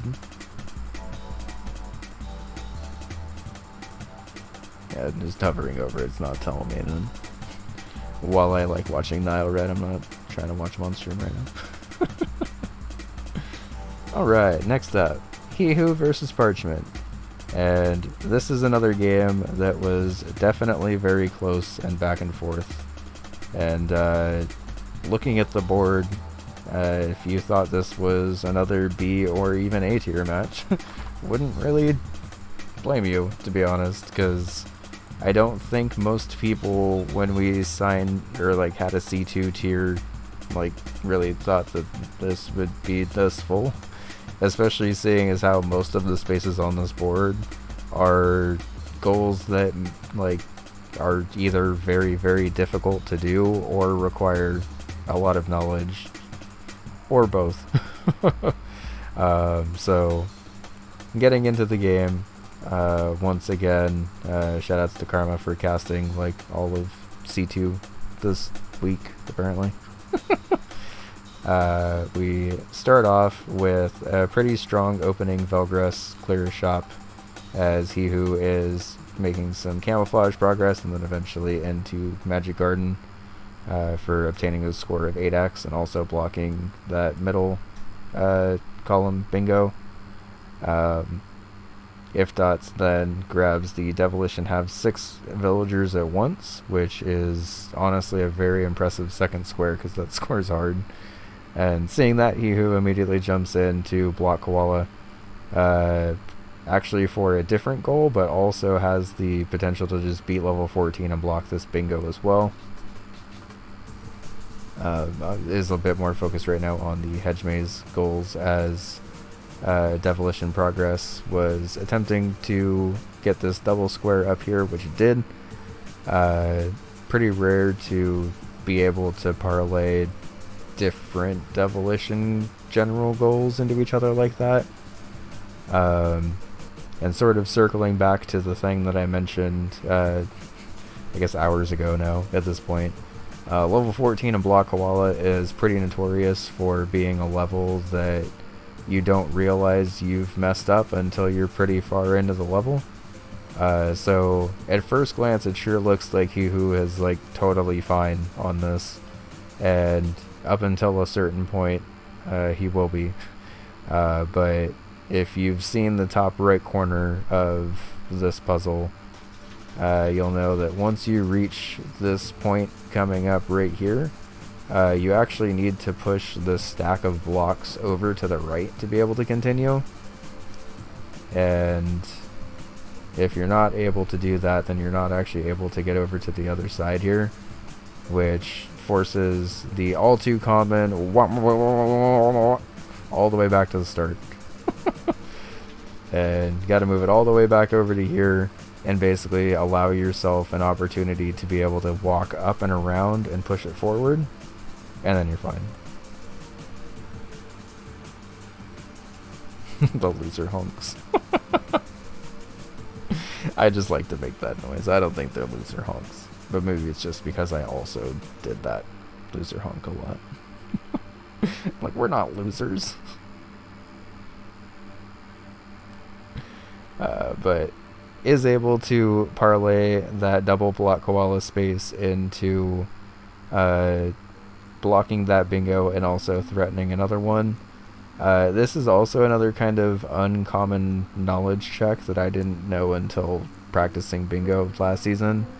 When you're maxing out blessings from one ancestor, there's actually like a second column of blessings to max out. It loads up all the way to the top with orange and then fills up from there with red. And it's not technically maxed out until it's all the way with red, which admittedly is kind of confusing when you're like first learning Avianos, because it's not like it's spelled out anywhere like that. But you can always check like in an actual bingo match if you get the gift in Avianos, because that's the gift requirement.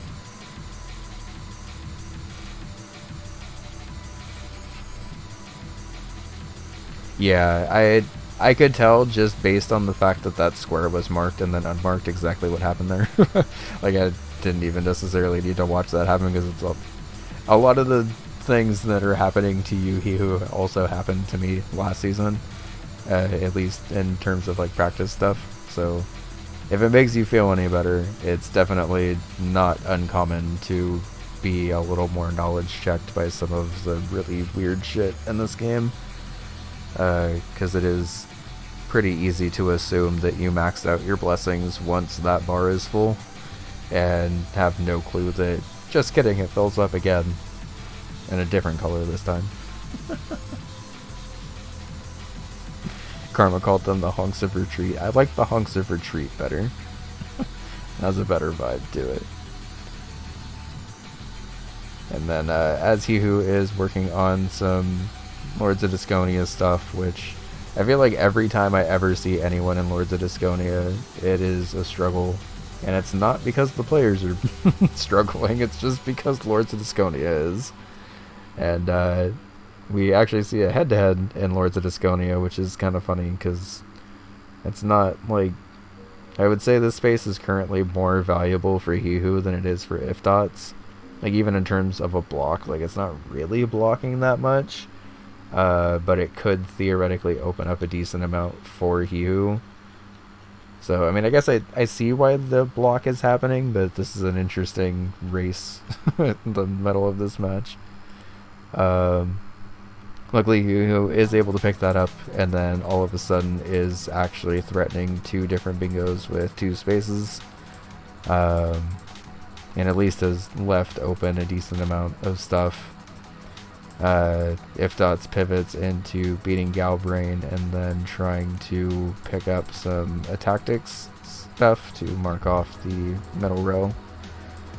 So good offensive and defensive play, I would say, from both players in this game, as Hihu is then working on Pinsard to push the column 1 bingo, and at this point is in control of this game, being up 7 spaces with an hour and 20, and quite frankly a lot of hard or knowledge checky stuff left on the board. And yeah, is able to hold that for a bit, work on some different games. Ifdots attempting to beat the first stage of Rakshasa here. The first stage of Rakshasa kind of has Campanella, or not Campanella, it kind of has Caramel vibes, where the first stage, depending on your comfort in the game, is maybe harder than the rest. I will say that Rakshasa kind of just is hard and gets even harder, at least compared to Caramel, but Rakshasa definitely does have a really hard first stage, so definitely don't blame Ifdots for pivoting out of that.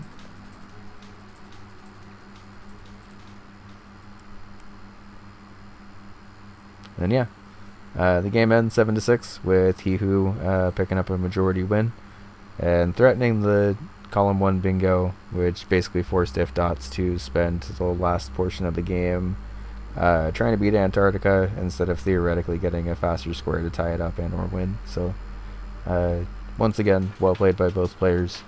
I feel like both players in that game did a good job of pushing their own stuff while also still being aware of what their opponent was doing, which, especially in C2 tier, is pretty tough to do.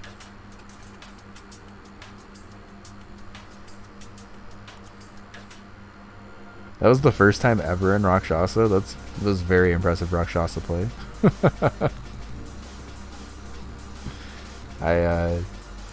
I wouldn't have been able to tell that that was her first ever time playing Rakshasa, so even more impressive to try to go for that.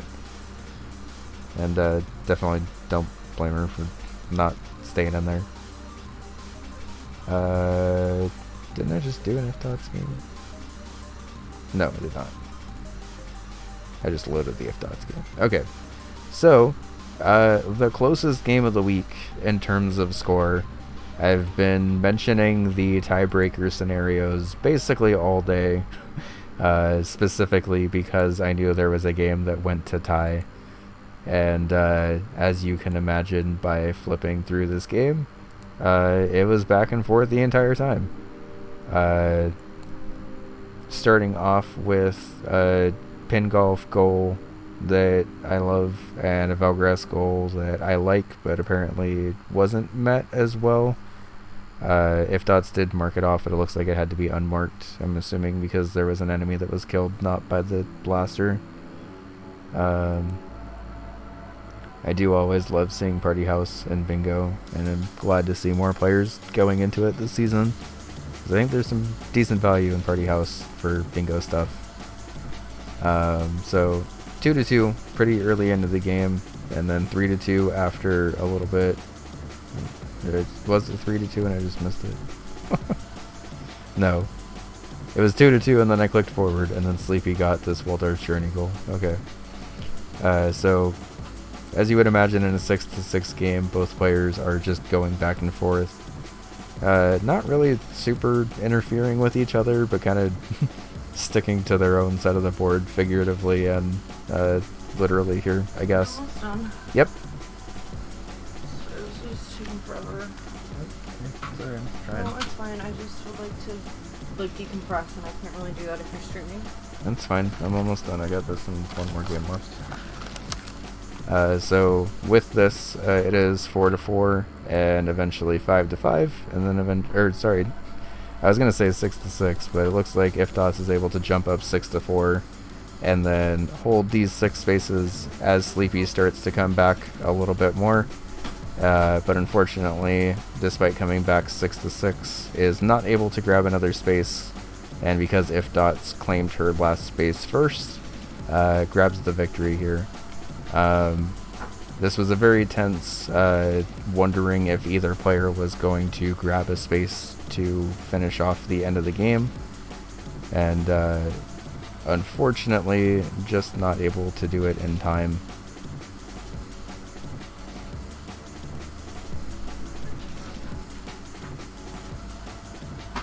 And sorry, I thought I did.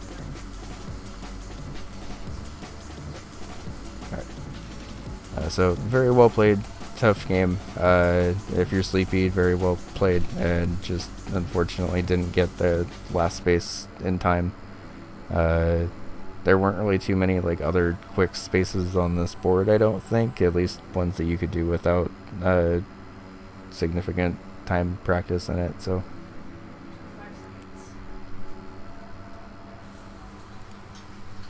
alright, and then final game of the week. We have Cammy versus Van Strummer.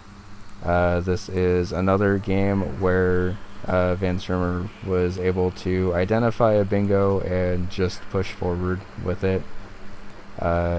Started off just getting general goals here as Cammy was doing a little bit of an extended rail heist play for a bit.